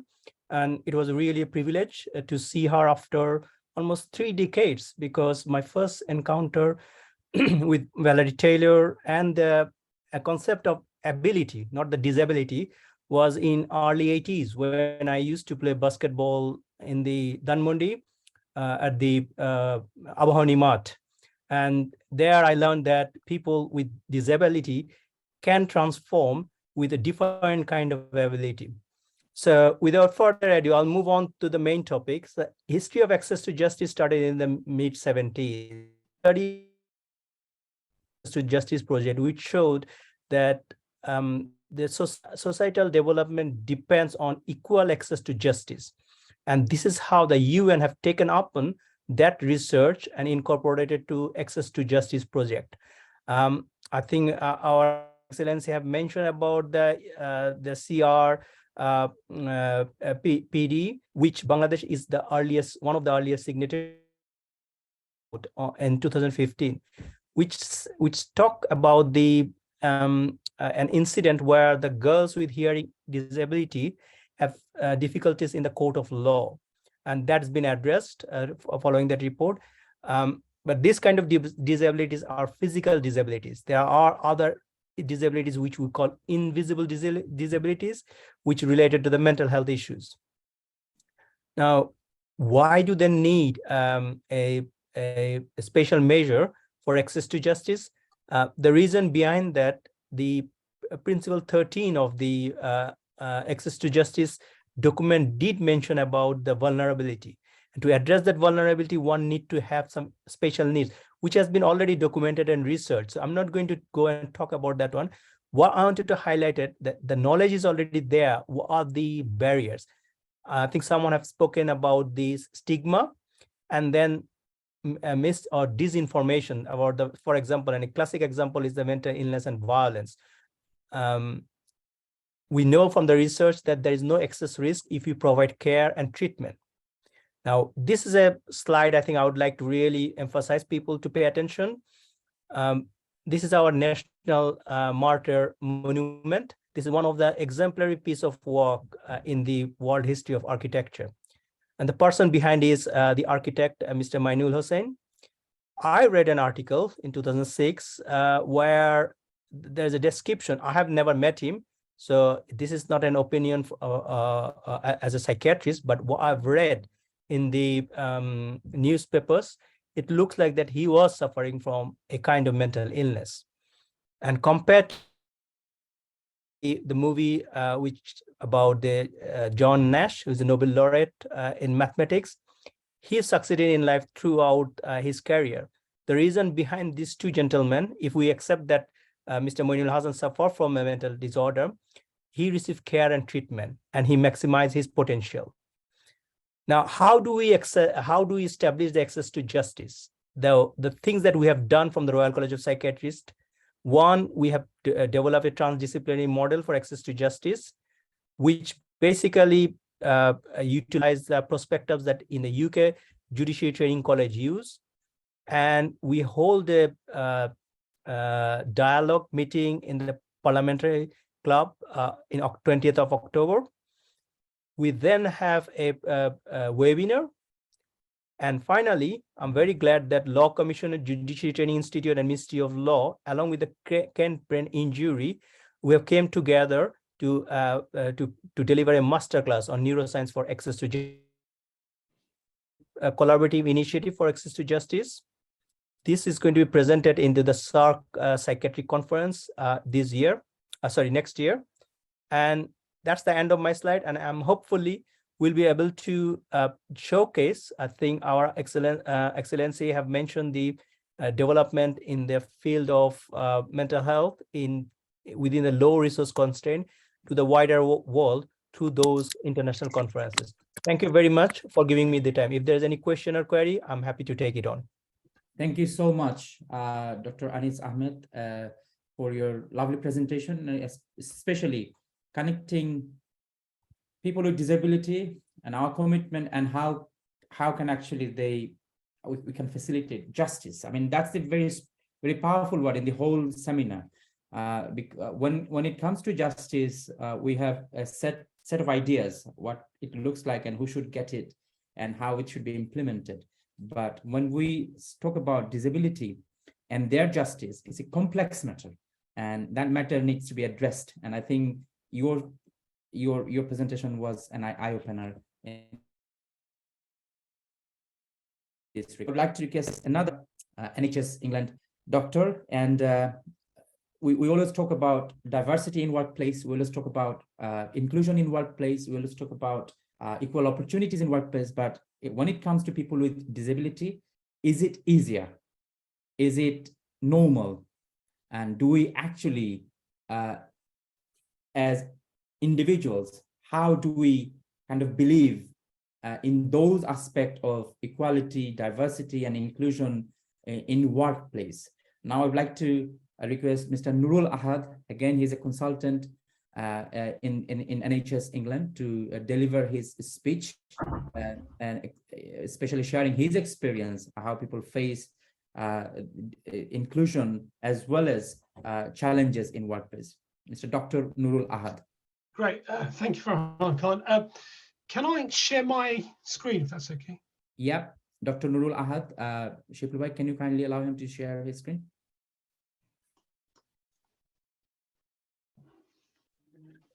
Farhan bhai, anyone can share his or her screen. So just Okay. There is no restriction. Yeah. Okay. Can you see my presentation? Not yet.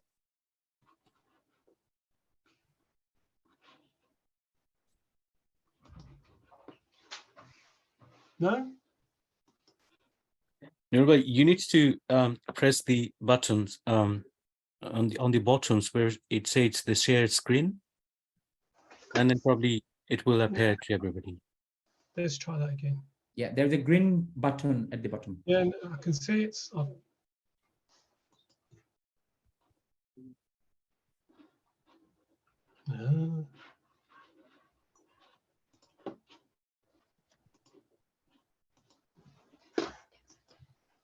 The virtual meeting technology is developed it's just been 2 years, so we just have to bear with the technology. It hasn't become smartphone yet. No, like we can see your skin. Yeah. Can you see my screen now? Yeah, we Yes. can see. We Yes. can see that. Yeah. Yeah. Can you see the slides? Yeah, we can see the slide as well. Yeah. There we go. Stuff. Thank you. Okay, thank you very much, Farhan Khan, for inviting me and giving me the opportunity to talk about disability in a wider context, not the hard work that everybody's talking about, but really the language of disability is what I wanted to discuss. Now, my background is orthopedics. I'm a medical director in an independent sector that supplies a lot of work for the health in the NHS sector. So we cover a large proportion of primary, secondary care, health and justice, and MSK. And within that, I'm also the EDI National Chair for Practice Plus that covers a large area of mental health, equality, both for staff and, of course, patients accessing. Now, I'm pleased to say and proud to be part of the service that has been recognised as a Diversity Leader Healthcare Award by Financial Times only last month. Despite this, when we do a survey amongst our staff, we notice that 25% have a recognised disability that is not really supported at work. And that really does surprise me. And, you know, I kind of think where we are in this country and the supports we have and the equity in terms of progressing, we shouldn't be hindered by any disabilities. We should have access to all sort of social services and support. Now, looking into disability, well, problem is the language. Now, disability, the word disability comes from a Latin word dis, which really is to disregard. It's lack of. So, for example, dishonesty is lack of honesty, or disillusion, lack of illusion. It's a very negative connotation. And then able is the power to do. It's a physical ability or a mental ability. So disability in its strongest form is a very negative word in terms of physical inability. Now, that is important to understand, because I really believe that we need to change our language to address the negative stereotype we have amongst our population, particularly in the work. Now, I'll give you a very good example. This is a picture of my daughter on the left and my niece, who's very similar age to my daughter. They grew up, and as babies, they have, you know, simple expectations in life, not knowing what the future holds. They enjoy running around, they go to the park, enjoy swimming, and that's when things slowly diverge. So whilst my daughter enjoyed all these activities as she was growing up, she enjoyed athletics and sports, my cousin, over time, developed a condition that ended up in a point where she's wheelchair bound. So over the next 6 to 7 years, she developed a condition called muscular dystrophy, resulting in 24-hour care. By the age of 14, she was dependent on her family and the social support around her. Now, it's striking because obviously I have my daughter to compare what she hasn't got. And the way the family and people around her saw the impact is almost like ground zero. She has no future. And certainly in our culture, we talk about her marriage expectations, work and support is completely taken underneath her. Now, whilst we're thinking of this, my cousin wasn't. She still had the dreams that she set out as a young child. She enjoyed the pressures, the negative impact that everybody else saw, but she turned it into a positive spin. She actually did go and do GCSE and excelled, and she did do her A-levels and got 3 A's, and it ended up last year graduating as a forensic psychologist. So I'm really proud of her. And she's somebody that, this is what inspiration is all about. You know, we talk about where do we get our inspiration from? Well, this is, you know, human resilience, hard work, absolute focus on adversities and overcoming them. Now, when I put this slide, I put the forensic psychologist upside down for a reason, because as an EDI chair, one of the things that I do champion is reverse mentoring. I do believe it's a form of personal development for our leaders to understand through emotional intelligence what we can learn from people at a lower grade. So I opted to be reverse mentored by my cousin. And one of the first sessions I took her with, she gave me a picture. She goes, have a look at this and tell me, what do you think? What is it that I'm trying to say here? Now, she's took this picture as part of her coursework in psychology, and the image that she's created with a friend. I thought to myself, well, this is clearly, you're talking about disability, lack of access into, you know, in our tubes or transport services.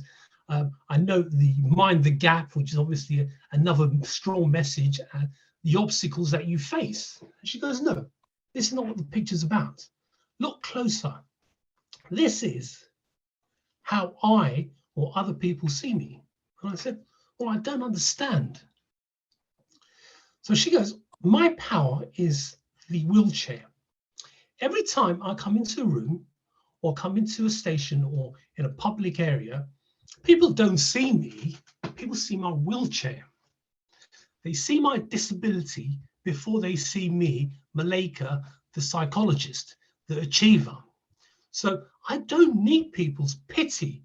What I need is people's acknowledgement of my achievements. And that's a strong message to take home. And I do believe that's where we need to move forward. We need to use the power of our words. We need to see the disabilities behind the person. Now, the person should come first. So when you see a blind person, it's not a blind person, it's a person who might be visually impaired. Now, we've heard things like, deaf and dumb. Those are terrible negative connotations, puts people into the frame of victimhood. We have to change that language. My cousin wants to be seen as a psychologist in a wheelchair. She does not want to be seen as a wheelchair-bound psychologist, which is very different. But the word, although similar, it has a simple impact when you reverse it. And I think that's very important, because once we break that cycle of language, we become inclusive for all those who have some disabilities. Now, we talk about lots of types of disabilities. There are disabilities we can't see, and some of our colleagues have mentioned them. This is a picture from Zanzibar. I recently went there on holiday and went to an orphanage. I got these 3 amazing kids who enjoyed football with me. There were 54 odd similar type of children who are really there because of their personal circumstances. Physically, they're fine. Mentally, they're fine, but they have no opportunities because of the stigma. And the stigma is that every one of these kids have HIV and they have no future on the island. So we have to be mindful of all types of disability. Having said that, we talk about neurodiversity, and some people, describe this as a disability. I don't. I do not believe neurodiversity is a deficit. It is actually a diversity of human thinking. We all may have a way of thinking, but when you talk about neurodiversity in autism, in Asperger's, it is about the way they process information, the way they think, they formulate, and how they express to the outer world. It's not, for me, a disability. It's actually a diversity of human brain power, very much like the diversity that we embrace in the workforce now. We believe that people should not be the same. Our leaders should not look the same, think the same, and come up with the same ideas. You need that diversity so you have an environment that you can grow with new ideas. And that has been shown in the workforce, certainly in the private sector and banking industry, in terms of gender equality, in terms of age. There's no discrimination, creed or color. So why should we not also embrace diversity of human thinking? Very important, because if you look at the population, now the working population, 15% are within the neurodivergent category. So we need to bring them because they are more creative. They have highly functioning abilities. In my workforce, I've got these orthopedic consultants all celebrating because they've been to a free workshop paid by the hospital. And within there, we have 3 who are neurodivergent, but they excel in what they do. They're amazing people, amazing surgeons with great potential to teach and great potential to heal. Equally, looking at my children, recently we went paintballing, and the 3 at the front, you can see, they took charge. They had all the ideas about leading and tacticians amongst them. Actually, one is autistic and the other one has learning difficulties in terms of attention deficit. What I'm trying to say is let's normalize this language. Let's bring them out. Being intelligent is not about just understanding. It's about having that emotional intelligence to say that everybody is different and it is good to be different. Thank you. Thank you, Nurbhai, for sharing your personal stories, which is so powerful, so motivating, and so inspiring. I mean, a true role model, how you portray the whole circumstances around your experience. And thank you for that. I never knew that, but now I know that. But thank you so much for sharing your experience. Now, ladies and gentlemen, we are talking about diversity and inclusion. We were talking about how we can be equal to others, but there's always a question. I live in the UK, And being a person from Black and ethnic minority, I always find myself in a circumstance, in a situation where I need to ask for things. I always feel that I have to prove myself, I mean, twice or even more, to show my kind of caliber and show my prospect when it comes to comparing my other counterpart. So when it comes to the disability, I'm sure it must be even difficult, and it might be even challenging. And to address that, I would like to request, we've got an expert here on diversity, inclusion, and equality, Ms. Farhana Kudus. Ms. Farhana Kudus, I would like to request you to deliver your speech around diversity, inclusion, and equality. Thank you so much. So I just want to start by saying thank you for inviting me. You know, for a long time, I've watched inspirational work that the Valerie Taylor Trust has done, and it is phenomenal. I think we all know that, but I think it's right that we say that. So, and now more than ever, right, it's so important that that work continues and we all join onto that bus. So when I say I'm honoured, I am truly honoured. Thank you. So, as Farhan just introduced me there, I am a global diversity, equity and inclusion leader. As part of my day job, I work with organisations and institutes to drive transformation, equity and fairness. I strive to break those barriers down, the systemic inequalities, and I'm creating routes for everyone's inclusion. Now, today we are here to talk about personal disabilities. And when we think about society and workplace, we've got to give thought to all parts of our society and how every single one of us can play a role in that, right? So when we look at our communities, we see a clear hierarchy, a pegging order, if you like, where certain people across that spectrum sit in different spaces. And the reality is that, you know, globally, individuals with disabilities, both physical and neurodiverse, are hit the hardest. We've heard, you know, many of our speakers talk about that today. And what happens is that this overflows into the workplace, with the majority only ever dreaming of a career or even a paid job. There are barriers, biases and prejudice. And, you know, we know that we've got a lot of work to do to rewrite this. And I can sit here, I haven't got enough time, but I can sit here and share many stories that I've seen in the workplace, that I've helped fight, where personal disabilities have been discriminated against, you know, where they've been given a job, where they've rejected when attempting to get a job. And then when they are in a job, in a workplace, there's been poor practices that means people are just pushed out of a job. And so the reality in the workplace is that personal disabilities find it so hard to get into a job in the first place, to even be considered and given an opportunity. But when they're in the role, you know, there are systems of inequality, inequity that have been built over the years that just push people out of that job. So while there are, you know, significant barriers and biases, the business case and the societal need is huge. And organisations, you know, globally have started to understand that and see that. There is power in this community. And for anyone that doesn't know, it's scientifically proven that individuals, particularly from the neurodiverse disability spectrum, are the most gifted and intelligent. And that is powerful, particularly in the working environment, right? And when we reflect on the disability population, the available talent market it creates is significant. And it gives those opportunities to those customers that are saying that struggling to find talent. Well, is the answer in the disabled community? I think it is. And my goal in the work that I do is to ensure that the working sector understands this.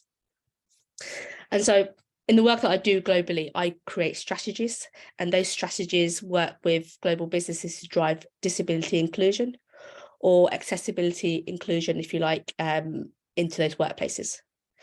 Now, some of that work has seen me work on the hearts and minds to break the stereotypes and really champion the talent of disability community.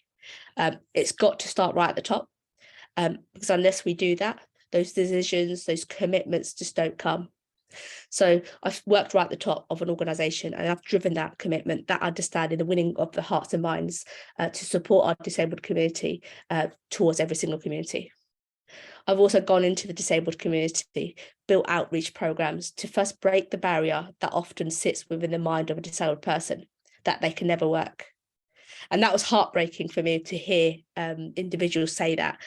You know, I went into these communities, I spoke to them about opportunities in the world of work, about building a career. And they would just tell me, Fahada, I could never dream of a job, or I never felt that I would be welcomed ever in my life. And that is absolutely heartbreaking, because the reality is that all of us need to survive. And without that income, without, you know, even a dream of a job, how can we do that? So it's through these programs that I've built an understanding of the perspective from the disabled person's view, which is commonly, I can never dream of working.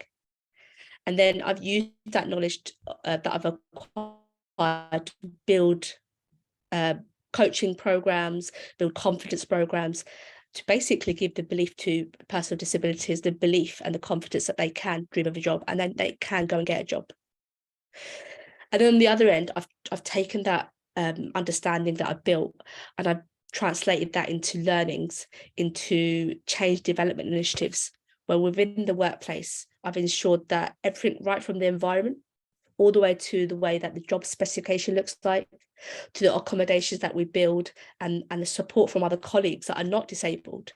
How are they contributing to the way that persons with disabilities come into the workplace? How are we helping them navigate, grow, and then succeed to building their growth?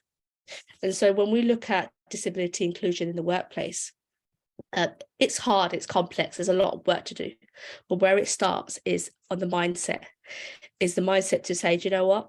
It might be a scary thing, it might be new to me, but, you know, to bring persons of disabilities into the workplace is a hidden gem, and something that, you know, is an unhidden talent. So to very quickly list some of the things that, you know, this has included in the workplace to create disability inclusion, it's some of this. So educate and upskill the organisation, and this has to go from every single employee who understands what disabilities is. They come to the point where they can accept and be comfortable with disabilities. And the reality is that it can be new, it can be scary, but through talking about it, we can break the taboo. The second example that I've done is to build and understand workplace adjustments. Now, these can be physical adjustments, or this can be non-physical adjustments. But by designing the work environment, I've created the office and home workspace with disabilities in mind. This has allowed people to get around. This has allowed adjustments to complement the disability traits. And what I've found is that it's really cost effective. By just investing a small amount of money, it supports someone with a disability to feel included, but also retain them in the business. The other thing that I've looked to do is look to signpost where jobs do come about. So if we signpost jobs to talk about disabilities, to show our commitment as an organisation, as a business leader, then does that attract more persons with disabilities to you, to your workplace, to believe that actually they can go for that job and they might even get it, right? So let's think about making job descriptions a bit more accessible. Then in our technical design process, you know, where we are creating products and services, the work I've done over the last 14, 15 months has been designing with disability in mind. Often when I talk to disabled people, you know, they say the world isn't built for me. So by default, they're struggling to get around, they're struggling to get past these biases. And so when we, in the workplace, when we are creating these products and services, to create those with disabilities in mind, it's just a game changer. And so one more final example that I'll share is that what I've talked about, the examples I've given, is internal to the business. But external to the business, we have an influential role to play. And so one of the things I've also done is build a coalition, and that coalition has been outside of my business to form alliances with other organisations, with other business leaders, to say, let's pledge our commitment to creating disability inclusion, and to together create a movement where others will follow. And we started to see traction. So to summarise, there is such an untapped talent out there, and a customer base that are just losing out on being inflexible and rigid. Disabled people absolutely are hidden talent, and you know, they have areas of strength, some of which are the non-disabled counterparts may not fare as well in. But by creating workplace accessibility and committing to disability inclusion, we can, and it's simple. We just need to be open, we need to commit, And particularly, I look forward to some of these things that we're doing in other parts of the world becoming a norm in Bangladesh as well. So yeah, thank you so much. Thank you so much for your inspiring speech. Ladies and gentlemen, we have got a few more guests who will deliver their speech. We have from Birmingham, the president of UK BCCI, Dr. Ghulam Molla. I'd like to request him to deliver his brief speech. He has been a community champion for many, many years. He has been supporting lots of charities over the last couple of decades. And living in Birmingham, he's running a national organization called UK BCCI. For that, he travels all cities and towns in the UK. Now he'll share his experience. Dr. Ghulam Molla. Hello. Season greeting to everyone. Honorable distinguished guest, ladies and gentlemen. I am agreed with Her Excellency, the High Commissioner of Bangladesh, along with others distinguished guests of their valuable comments.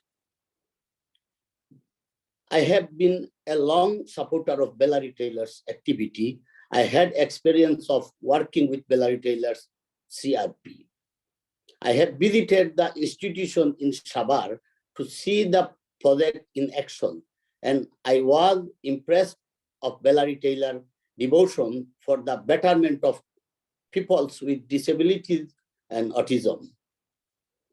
I raised funds by holding a charity dinner night for the CRP project, where Mr. Peter Mail was one of the representatives of the project quite some time ago. Also, I participated in a dinner event in London where Her Royal Highness Princess Anne was present to support this CRP project. It was so nice to be part of this great cause. Honorable distinguished guest, I like to share my opinion today on this future of disabilities and autism. This is the need of enhance the opportunities for the people of disabilities and autism to everyday life aspect. In a business environment, there is a need to create equal opportunities for everyone and provide support to encourage vulnerable people achieve strength and utilize their talent. In my opinion, I think that improved training facilities for the people with disabilities, which will be effect positively for creating equal opportunity and positive business impact. Thank you, everyone. And thank you, Mr. Farhan, giving me an opportunity to speak. I will keep close contracts with Mr. Farhan on behalf of UK BCCI and myself, how we can organize a seminar in future and how we can support to this special organization. Thanks everyone for giving me an opportunity. Thank you very much, Dr. Ghulam Molla. Now we know Valerie has been waiting for last 2 hours and she has been patiently listening all these stories. And I think it will be so unfair because it's 11 o'clock in Bangladesh. It will be so unfair to her if we don't allow her to speak. And the reason everyone wanted, people are messaging me when Valerie will be speaking. But the reason I wanted her to deliver this speech at least towards the end of the session, because if Valerie delivers a speech, everyone will, switch off their phone and switch off their Zoom, and then they'll just go, and other speakers will not have the opportunity to, deliver their speech. So I would like to request Valerie Taylor now to deliver her speech. You listen majority of the speakers tonight. Many of them are experts. Many of them pledged that they will continue to support Valerie Taylor Trust and the CRP. And of course, your life experience serving the people of Bangladesh, which is so inspiring, so motivational, and so which gives us energy, basically. It gives us energy to do more, if not to continue what we are doing. In fact, to do more from your life stories and from your journey and from your sacrifice for the people of Bangladesh. Ladies and gentlemen, please put your hands together for Valerie Taylor, OBE.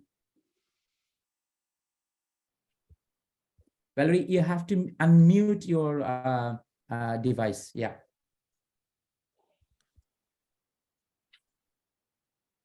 I think that's better now, is it? Yes, yes. Thank you so much. I just, looking back over the last few days, feel that CRP has been very lucky in the sort of exposure that it's had unusually. And as you heard already, just 2 days ago, CRP celebrated its 43rd birthday.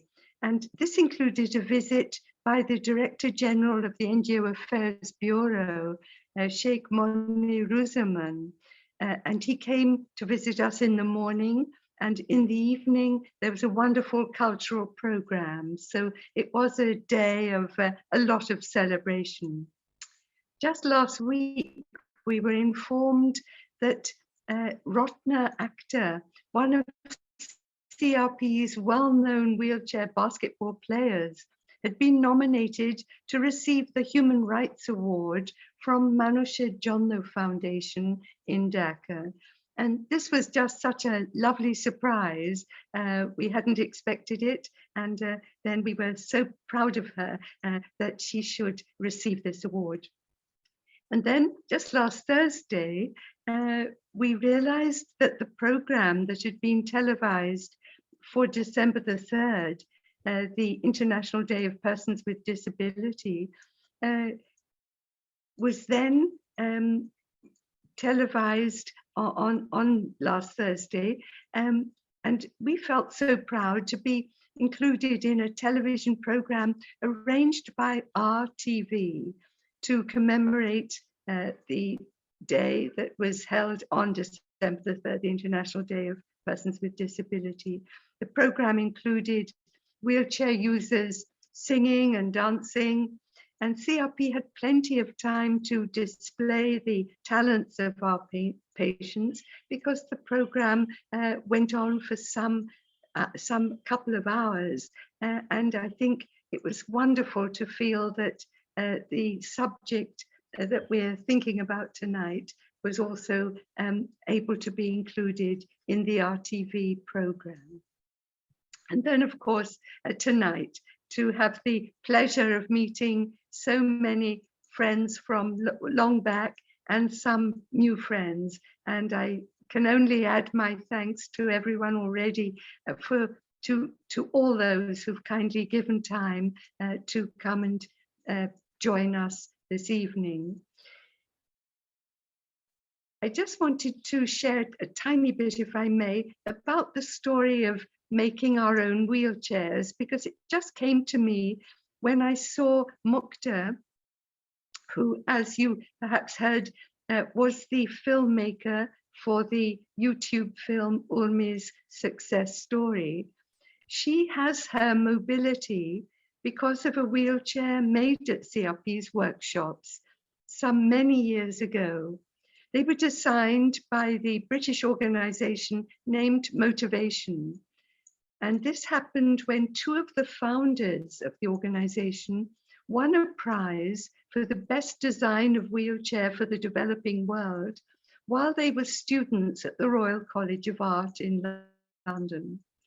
The prize was a visit to India and Bangladesh to assess the situation concerning wheelchairs.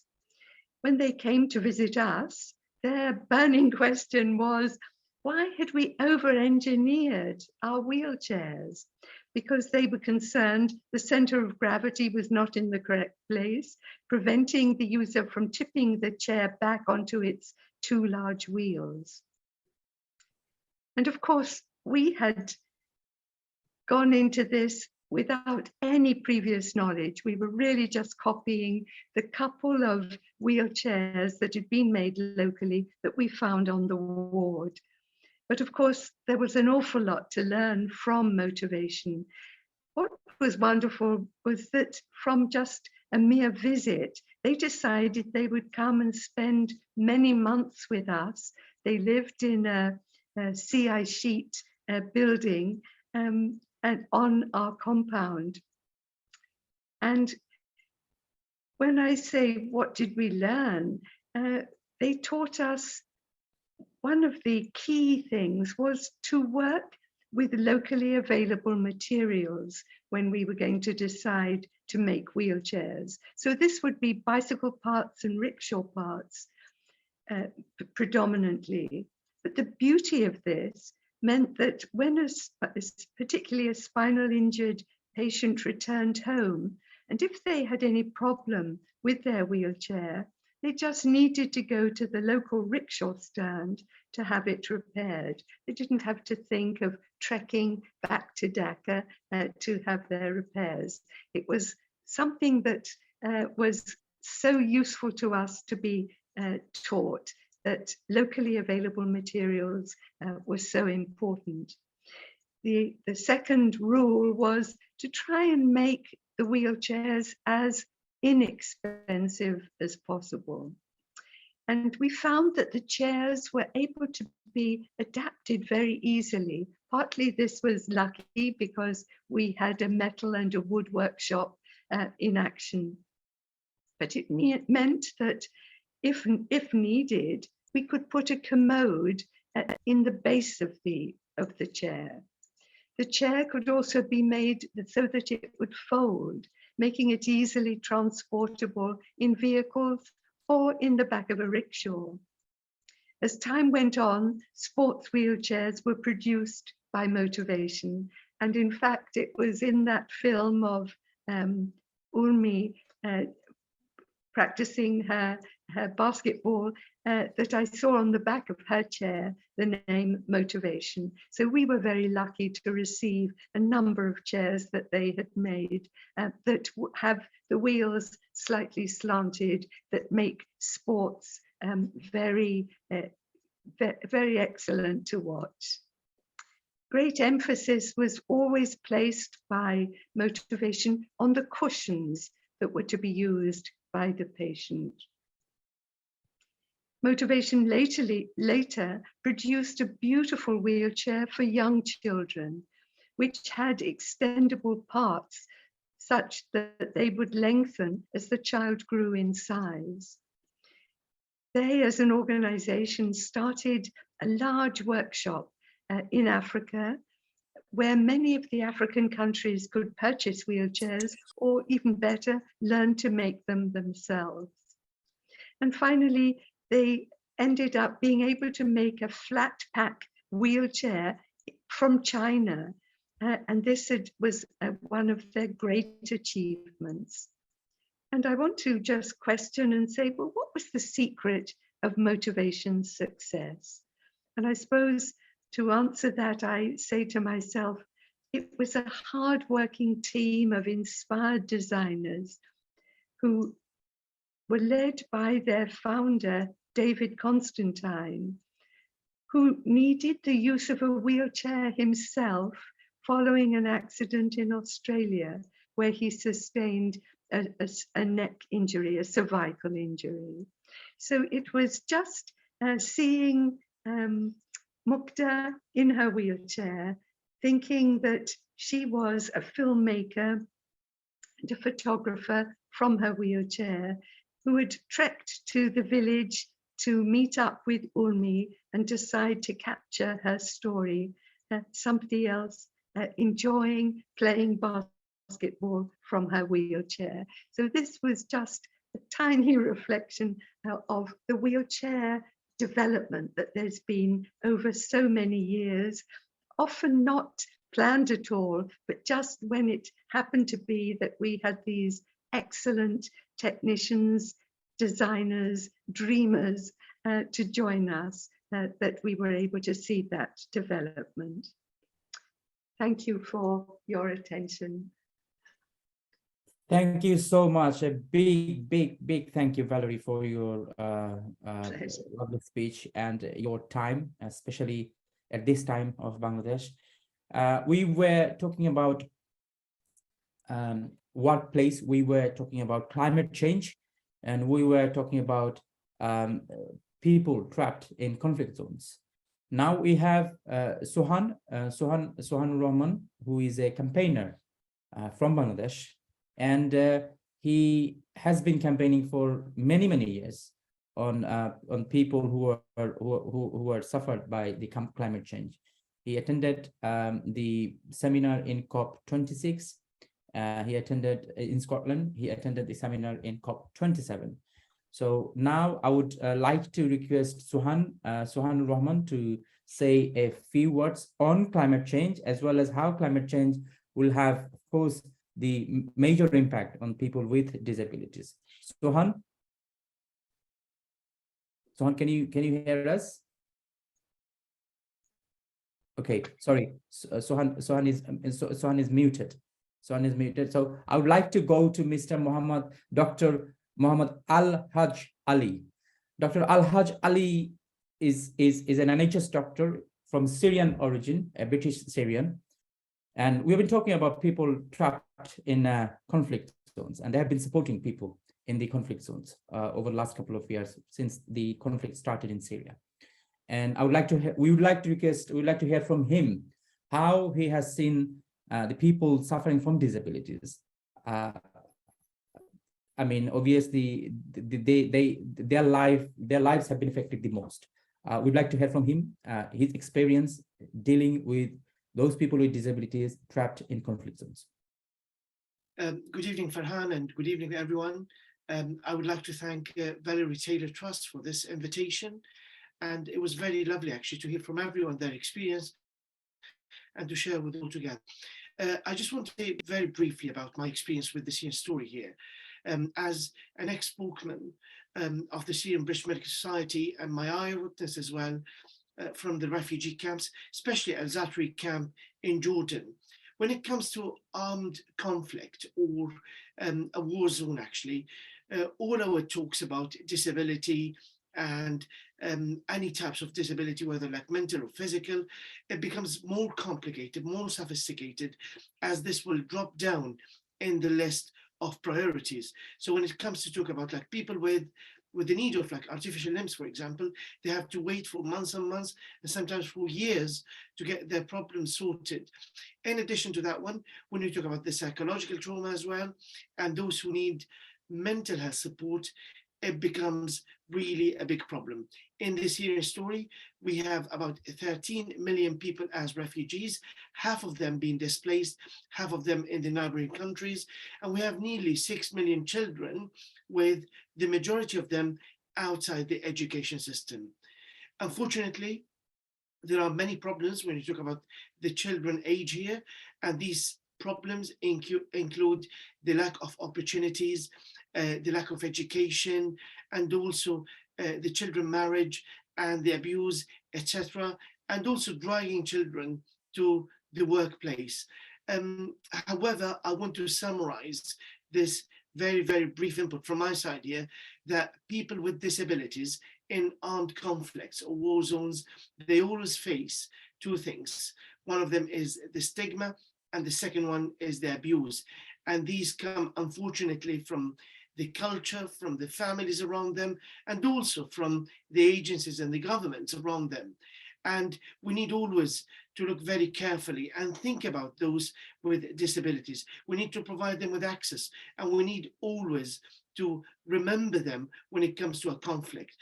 Of course, the priority is always to provide food and shelters to people in these like big conflicts and in the war areas. However, we should always remember those with disabilities, because their problems, as I say, be very much sophisticated and complicated compared to disabilities in other places. And these in other places itself is a problem. So imagine when we talk about like a war zone. Thank you so much again for this kind invite. And I've learned a lot from different speeches today. Thank you so much. Thank you. We have other guests from many Bangladesh as well. We've been talking about climate change, and we know the recent floods in Sylhet, which was the worst flood in comparing last 122 years. That type of flood never happened in Bangladesh since 102 years, and one man, his name is Kashmir Raja. He has been working in the in that part of Sylhet as well. He is a campaigner on climate change, the impact of climate change in people on the people of Bangladesh. Mr. Kashim Raja is here, and I would like to request him to deliver his speech on climate change and how it's impacting the lives of Bangladesh. Thank you, Farhan Bhai, and thanks to all. Really, I am working in Howrah area. You know that Howrah area is a wetland area in the northeastern part of Bangladesh, and that you mentioned that there was a flood, really devastating flood this year. And not only this year, we know that in Howrah, in an average, one time in every 3 years, we experience flash flood and crop failure.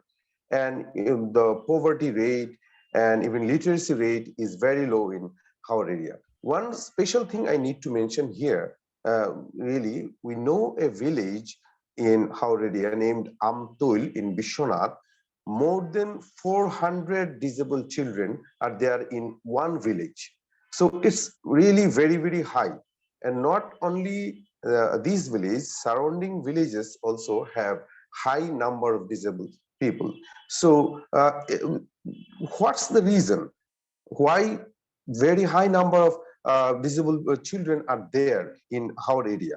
That we think that the villages in Howrah are really densely populated. Even the density is more than the slums in city. So this can be one reason, or nutrition, or other reason there can be. So I am requesting CRP, if possible, can we have a research why the rate is very high in this area, and as the rate is very high, they are not getting proper treatment or assistance from government or from other side, as the rate is very high. And that you said climate change has really some relation with these disabilities, especially if crop failure occurs, and due to climate change, our health situation is not good. So I just want to say, can you have some special attention in these Howrah areas, or if possible, there can be a branch like you have branches in other areas. Please just think about this. Thank you very much. Thank you so much, Mr. Raja. And we have amongst us a very special guest, and he has been supporting through his service in the UK as serving people with disability. And he will share his story with us, and his name is Mr. Dennis. Mr. Dennis Mawadzi, can you hear me?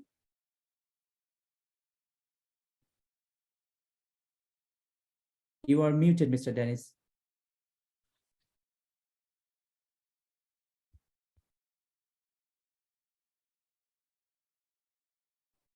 Okay, we will wait for Mr. Dennis Mawadzi. We are waiting for him to unmute his phone and deliver his speech. Now we have with us our Her Excellency. Are you still with us?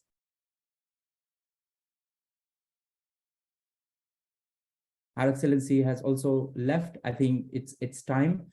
Everyone was busy, of course, and as well as it's the timing. We have around 5:20, and in Bangladesh is 11 o'clock. We are about to conclude this event. So before we conclude the event, I would like to open the floor, and I would like to mention a few names as well, because they have been supporting this event, to organize this event, as well as supporting this event by engaging with various organizations and various people from various sectors. One of them is Maruf. Maruf is a filmmaker.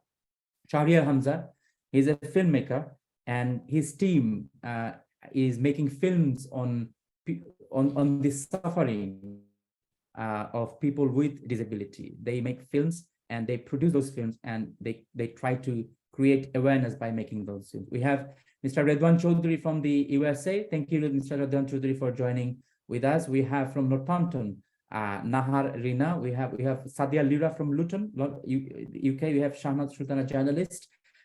We have Barrister Ataur Rahman. We have Dr. Salim Ali. We have Sajida Ahmed, and many other guests joined today.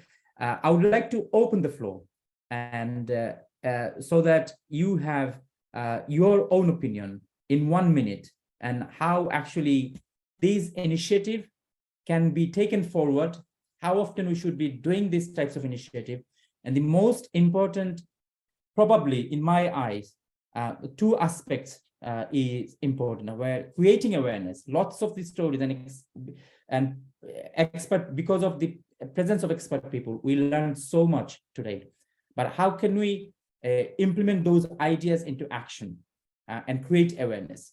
And number two, how can we support organizations like CRP and Valerie Taylor Trust so that they can deliver the work they're doing and they can serve more people as they want to? And from these two aspects, I have an announcement to make. Dr. Ghulam Mola, who just left the event, he is going to organize an event in March in Birmingham. And he has kindly offered his venue, he's a rich man, and dinner, so that we can invite guests, they can come, eat, be aware of the whole disability sector, and donate. Thank you, Dr. Ghulam Mola, for your generosity, and thank you for your consciousness. And this is what we require. We feel connected. Now it's time to action. And how can we action this? By creating awareness, telling the individual stories. And number two, by organizing events or by contributing in whichever capacity. So that's the outcome we would like to hear. And I would like to open the floor. We're going to CEO of CRP. We have a very special another guest, Mr. Masood Ahmed, who is the chair for ICRA International. ICRA International, those who do not know, they're one of the first institutions in Sylhet who has been developed to serve the people with disability in Sylhet area. And they've been very successfully running the center, ICRA Hospital for Disabled Children, for many years. Thank you, Mr. Masood Ahmed, for joining with us. And we have gentlemen with that we have been missing, Mr. Dennis Mawadzi, who runs organization who serve people with disability in the UK. I would like to request him to say a few words on the mental health impact on the families, on the trauma that the family face when they have a family member with disability, and of course the financial aspect that the family needs to bear when it comes to a person with disability. Even in the UK, we face lots of challenges. Mr. Dennis Mawadzi, would you like to say a few words briefly? Thank you very much, Mr. Farhan. All protocols observed, Your Excellencies, and all the dignitaries in this meeting today. My name is Dennis Mawadzi. I run an organization based in London, Renaissance Personnel. It's been around for the past 22 years, and we provide home care support for people with various support and care needs. And I'm very pleased to say that we're working very closely with Dr. Ratman Ahmed from Skills Connect, who is also, becoming very close to our company in the sense of running one of our branches in Stratford. In the next few weeks, there'll be another branch operating from Stratford. What we do, we support people with various needs in the community. I've had the opportunity to support young people, from the Bangladesh community. These are like, for instance, we've had two sisters who've had congenital defects where they've needed support from pretty much, personal care, getting ready to go to school and coming back to their home again. And the burden of care, can be much for the family at times. And, I've learned over the years that it's absolutely important for professionals, family members, and all people in the world to understand, the challenges that come to those people that have to live with someone who is incapacitated in one way or the other, someone who needs support. It calls for a lot of understanding. The family or the carers, they get mentally challenged, they get exhausted, they've got meetings after meetings, appointments after appointments, disappointments after disappointments. So it's absolutely important, that if we're living with somebody who is caring for someone with needs, we have to show some understanding. We have to also give, we appreciate people like Valerie Taylor, who's dedicated her life to helping other people. My wish tonight is to have more of, Valerie Taylors, so that we can reach out to more people, so that we can be able to understand the voice of the people that are needing support. The most important element that people require when they have disabilities is to be able to be heard. Everybody communicates. Even if they can't speak, they communicate. So we need to be able to invest time and commitment to be able to understand how people are communicating to us, even in their times of need. Everybody needs to be spoken to in a way that they can understand. I'm very pleased to say, that the Care Quality Commission here in the United Kingdom, they've recognized, that autistic spectrum disorder or autism is a high specialty that deserves professionals who are actually dedicated to supporting, people that fall within that category. It's no longer a standard requirement for all organizations providing home care to just include autism and learning disabilities.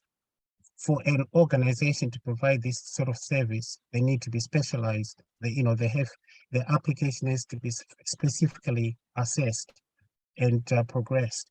So there's more recognition now that not everybody can look after people with specialized needs. And I'd like to take this opportunity to say, to challenge everyone tonight, to say, if you know any family member or any neighbor who has a need, my question tonight is, what are you doing for them? What support are you giving them? What more can we do as a community? I believe, as what has been echoed here tonight, that there is more and more that's needed in the way of education. We want to be able to get to a stage in life whereby nobody's ashamed of walking out in the high street with somebody with, maybe autistic spectrum disorders. We also have to be able to understand that we need to give them the chance and not to be treating them as if they were less equal than any other person. So I'm very grateful to the organizers here tonight, and I've just been called very last minute, to give this speech, and I'm grateful, that Dr. Rachman is somebody who is very dedicated, to progressing the caring support for people that are needing help. When we started to work together, I said, I'm not interested in people that just want to provide care for money. I want people that can make a difference. And rightly so, Dr. Mohammed Rahman from Connect Skills is one of those people that I'm proud to be working with. And thank you so much, everyone, for listening. Thank you. Thank you so much for your time and your valuable contribution today. So now the floor is open, ladies and gentlemen. We have 15 minutes time before we conclude. I would like to hear, if you have any suggestion, if you have any comments on two aspects, how, how the outcome from this event, how often should we do these types of event? Where can we do this? And in terms of contribution, in terms of engaging with CRP and VTT, how can you work together? So if you just raise your hand and share your views. The floor is yours. Yep. Mr. Masood Ahmed, the chairman for ICRA International. Thank you very much, Farhan Bhai, for a wonderful hosting. And I have been really honored to be able to hear so many beautiful presentations. Every one of them have been inspirational. And I had the pleasure of meeting Valerie just, I think, a few weeks ago in that fundraising event in North London. So I think one of the suggestions I have is for VTT to engage with like-minded organizations and build partnership as much as possible, because through it's a shared responsibility. No one organization can solve this issue and meet the needs of all the disabled people in any one country, let alone around the world. So wherever possible, partnership working is very important. And certainly from ICRA International's point of view, we have been around for some 25 years, working around the world, but mostly in Bangladesh, in Sylhet.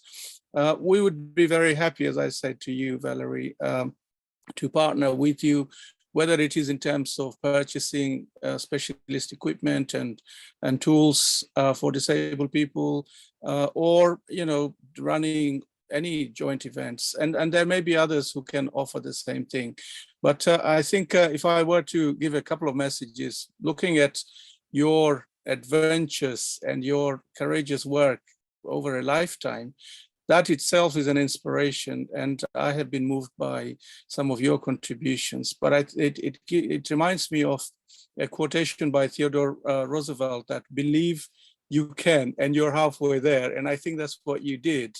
You had to have some faith to be able to pursue some of these issues in a country like Bangladesh and elsewhere. So congratulations, and thank you very much for your inspiring work. We have a lot to learn from you, and I will do anything I can to get our team to work with you in joint ventures wherever possible. Thank you very much. Thank you. Anyone else? You can just raise your hand by clicking the button. Yes, Mr. Redwan Chaudhary from the USA. Yes, thank you for the opportunity, Farhan Bhai. It has been a wonderful experience, and hearing from all these wonderful speakers, and of course, Miss Taylor. Like among the many other speakers who stated that they have personally met Valerie, so did I. I had the opportunity to be involved in a fundraising here in Washington, D.C., at the nation's capital. Back in 2017, Valerie, if you recall, I organized the event along with many other community leaders here in the Washington, D.C. And it has been wonderful. And I have also visited several times the Shabar location, spoke to many of your directors and leaders in there, and also visited many of your programs in there. So it has been wonderful experience. Like many others says, especially I think the Professor Ahmed, I think we can probably improve or impact more people if there is an opportunity to expand the branch other than Shabar in major cities like Sylhet or like Chittagong. I'm from Chittagong, so I'll advocate for Chittagong. Many other major cities where people will have more access to it. As far as helping, I think like recent speaker said, Mr. Ahmed, reaching out to more diaspora communities. I know there is a CRP in the US, and of course this trust in UK. I think other than having a presence of CRP or Bellary Trust, I think reaching out to diasporas individually, community leaders and small organizations in the community, in the diaspora sector, whether it's the US, UK, or parts of the Europe and Asia or Middle East, will have a lot more impact as far as the financial contributions. I'll be delighted and more than willing to have another event hosted here, similar to what other guest, Mr. Maula, proposed, willing to have a fundraising dinner where we can invite community leaders and donors. And some of us organizers can, pay for the venue and the food, and the rest can come and enjoy and probably pitch the, common needs. The needs is, like the other speaker says, it's not a one-man job. It's the community can come together for greater good. And this is a greater good. I have a privilege of working with the 86 children. They are disabled, not physical disabled, but mentally impaired disabled in the Sundarban area. I also have a school in Silat. I have a school in Chittagong. So there. One other thing that I think we need to do as a community whole, and of course from you trust as well as from the CRP perspective, is the awareness. It's huge. From my study, I have done about 500 home study, and I have all those reports from the Sundarban area, which is the Madhopkundo area in Shapkira Silat. Is the awareness is the huge. The people in general still in Bangladesh, unfortunately, are very shy or shameful to say, my daughter or my son has autism, or my daughter and my son has a physical or mental disability, or mental impairment. I think that education is still. I know Prime Minister daughter has an initiative for autism, but I think message is still not reaching out to all these 20 million people, right? So or 200 million people. I think as a community we can do much more to educate people. Even in very prominent, very high profile people who has children, they are whether physically or mentally impaired or somewhat a disability, and they are very shameful or they're very shy to talk about it. But some of the disability can very easily be overcome. From my personal experience through those 86 children that I support in Sundarban, they don't have, not all of them has a physical disability. They have a mental disability. They have other, hearing impairment or their eyes. And I seen in very firsthand some heartbreaking stories and some heartbreaking scene. There some of them are caged or locked into in a small room where, they use, toilet and eat. So that education, I think, is more important. As much, I won't say more, I think as much as important they are, putting a prosthetic hands or prosthetic legs or providing a wheelchair, because I think, if we can educate the community and a society at large, that it's nothing to be shamed. He or she just having special needs, and then needs can be overcome through many different ways. And I think the community will be much better off. I don't want to take much time, but it's been a pleasure working with your organization, especially in CRP. And I would love to continue and visit next time. I didn't had an opportunity. Every time I visited 3 times in Shavar, but every time you are in England. So next time I visit, I'll make sure that you are there so I can, personally meet you again. And I'd love to have you again in the US and host another fundraising event with the community leaders here. Thank you. For your organization. Thank you so much. That would be lovely. That would be lovely. Thank you, Farhan. Dr. Anis Ahmed. Yeah, thank you very much for giving me again the chance and to address your question, what else you could do. I think there's a large diaspora group here in UK, and as a mental health professionals, on behalf of the Royal College of Psychiatrists, we have taken an initiative to train the staff at CRP in Mirpur.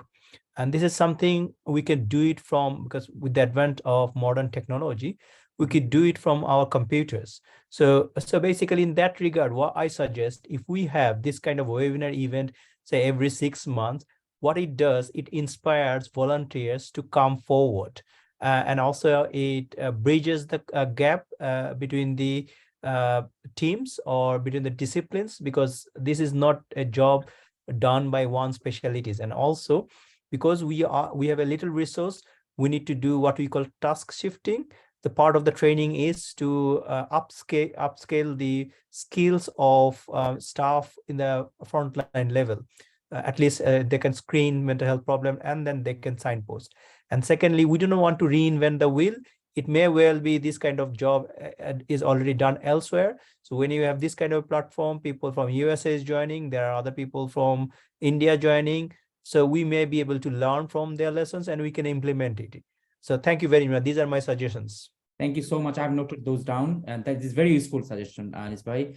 Doing webinar and bringing all experts, experts from various many countries, and they can put their thoughts, and we can just take the ideas. And there are many ideas already implemented other places. We just may take those ideas and implement in Bangladesh or anywhere else. Thank you so much. Anyone else? We have Margaret Hakim. We'd like to hear from you, especially your special Bangla. If you want to say something in Bengali first and then go to your mother tongue. Margaret, you have to unmute your device. Unmuted. It has just been wonderful for me to listen to all of this from all over the world. আমি প্রথম গেছিলাম বাংলাদেশে 1967-এ আর আমরা ছিলাম ওই 71 এর গন্ডগোলের সময়। আমরা তখন আমার ছেলে ছিল 4 বছর, সেই জন্য আমরা UK-তে চলে আসছি। If we had not had a child, I would still be living in Bangladesh. But I think that I was head teacher of a school, and hearing all of with a speciality in special needs, and hearing of all this wonderful work with children with autism is fantastic. And whatever contribution I can make, I am more than willing to do it, and to talk to people, to meet with people, and hopefully I'll make a visit to Bangladesh in the near future and go and visit some of these wonderful places. Thank you. Thank you so much. Mr. Ayub Kormali, a community organizer. We organize Thank You Our Queen together in association with Channel S, and where almost 200 to 300 volunteers delivered food to the mourners who came to commemorate the life of Her Majesty the Queen during the funeral day. Ayub Kormali, your thoughts? Can you hear us? You have to unmute, Ayub Kormali, your... Okay, can you hear me? Yes. Okay, Farhan, thank you very much for giving me this opportunity.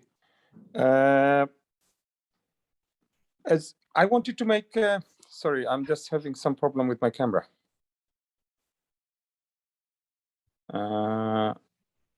We can hear you and we can see you both. Okay, all right. Couple of comments about disability and autism in particular in Bangladesh. As you know, I run a school in Bangladesh for the last 10, 12 years. And it's an all-phased school. So we have primary, secondary, and tertiary. So kids come to our school at the age of 4, and then they do their HSC and go to university. And it's an English medium school delivering Bangladesh National Curriculum, English version, in a rural setting. And one of the things that I have noticed during my last 10 years of involvement in running this school is that there are children in every classes of our school who have some issues with their emotional and mental health. Some of them are clearly in the autistic spectrum. Others have speech and language issues. But as a school, our teachers are totally unequipped to deal with this kind of problems.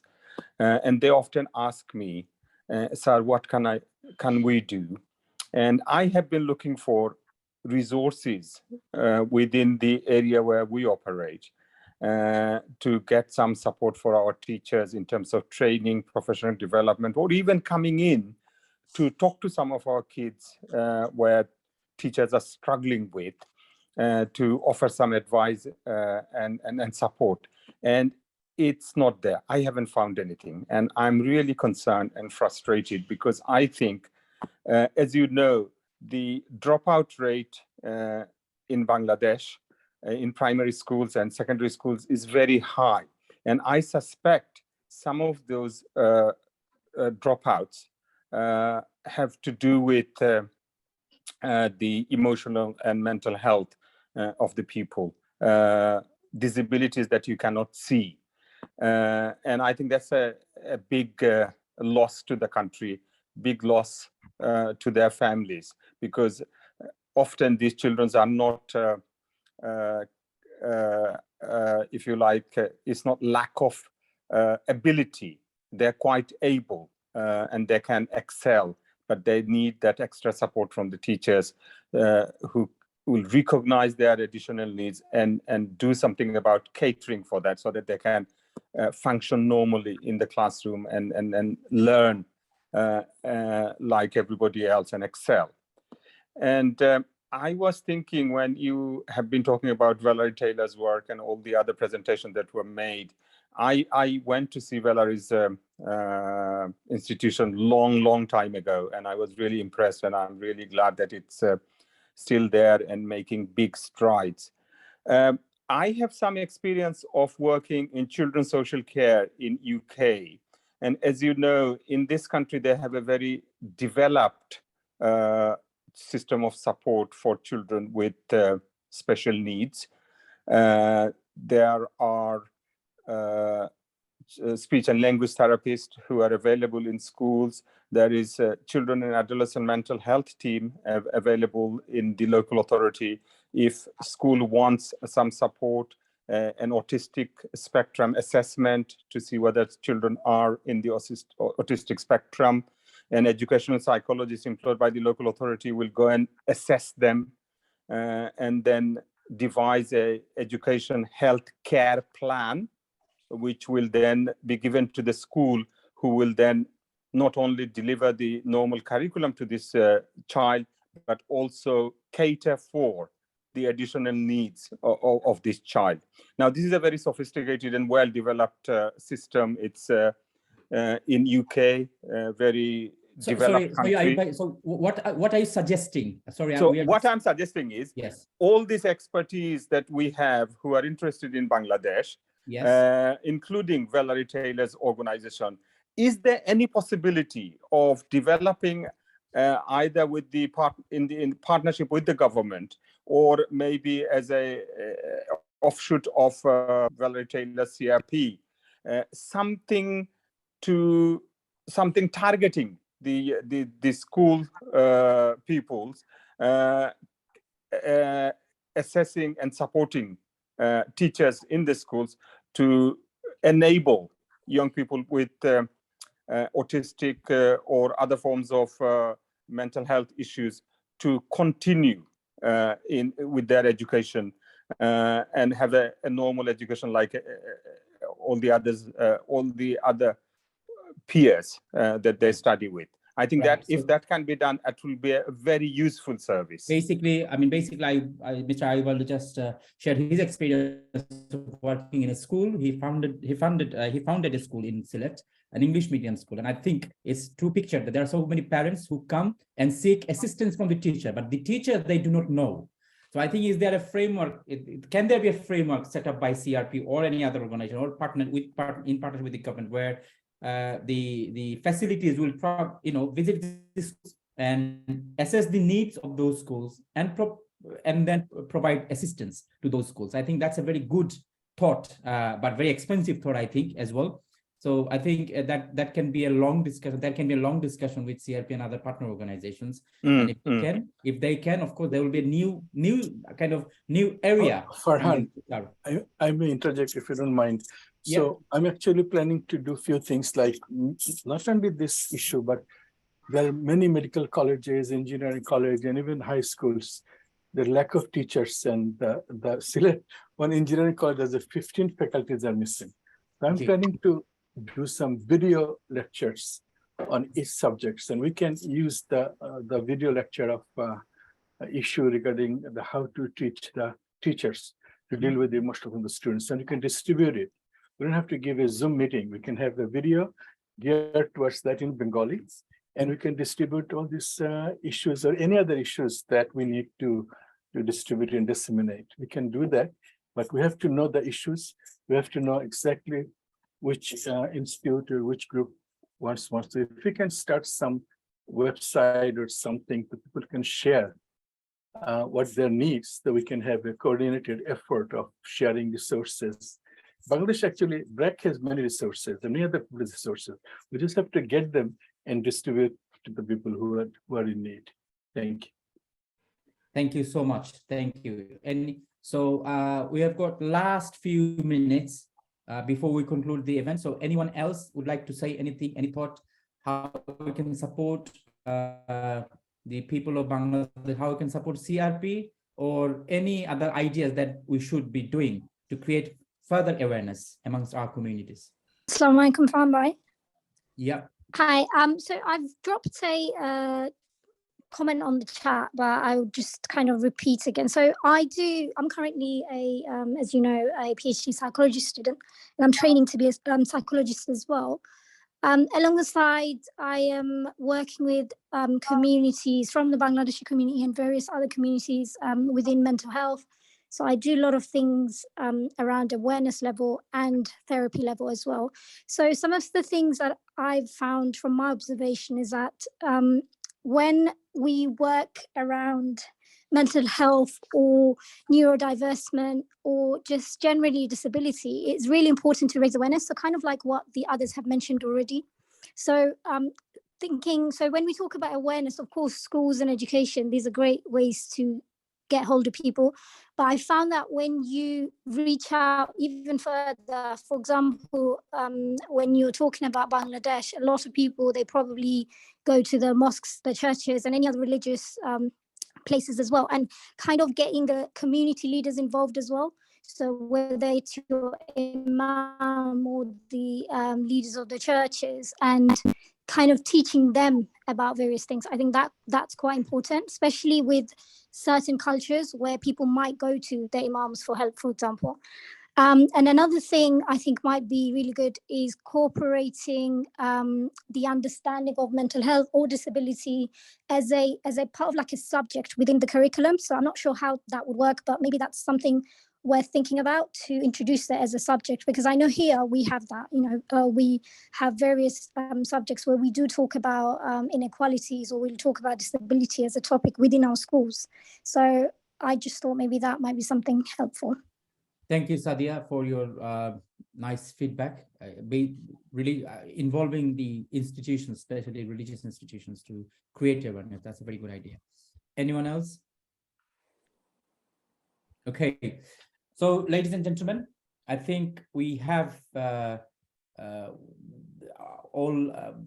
we have enough feedback as well as expert opinion. Thanks to our guests, especially those who joined from Bangladesh and USA and other countries, India, Canada. I can see people have joined from Italy, Middle East. I can see people joined from Morocco, my friend, and of course, many other countries. Please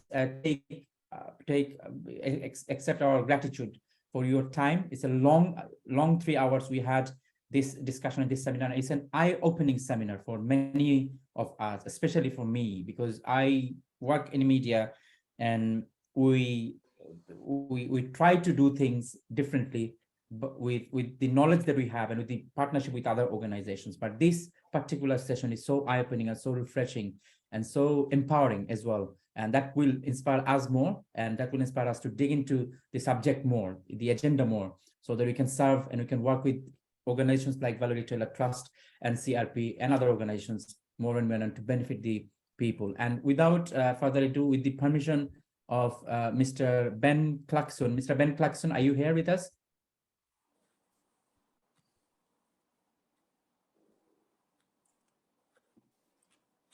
Mr. Ben? Mr. Ben's phone is mute. So with this, I would like to conclude. Before I conclude, I would like to request Margaret on behalf of Valerie Taylor Trust to conclude the event. A huge thank you to everyone who's participated today.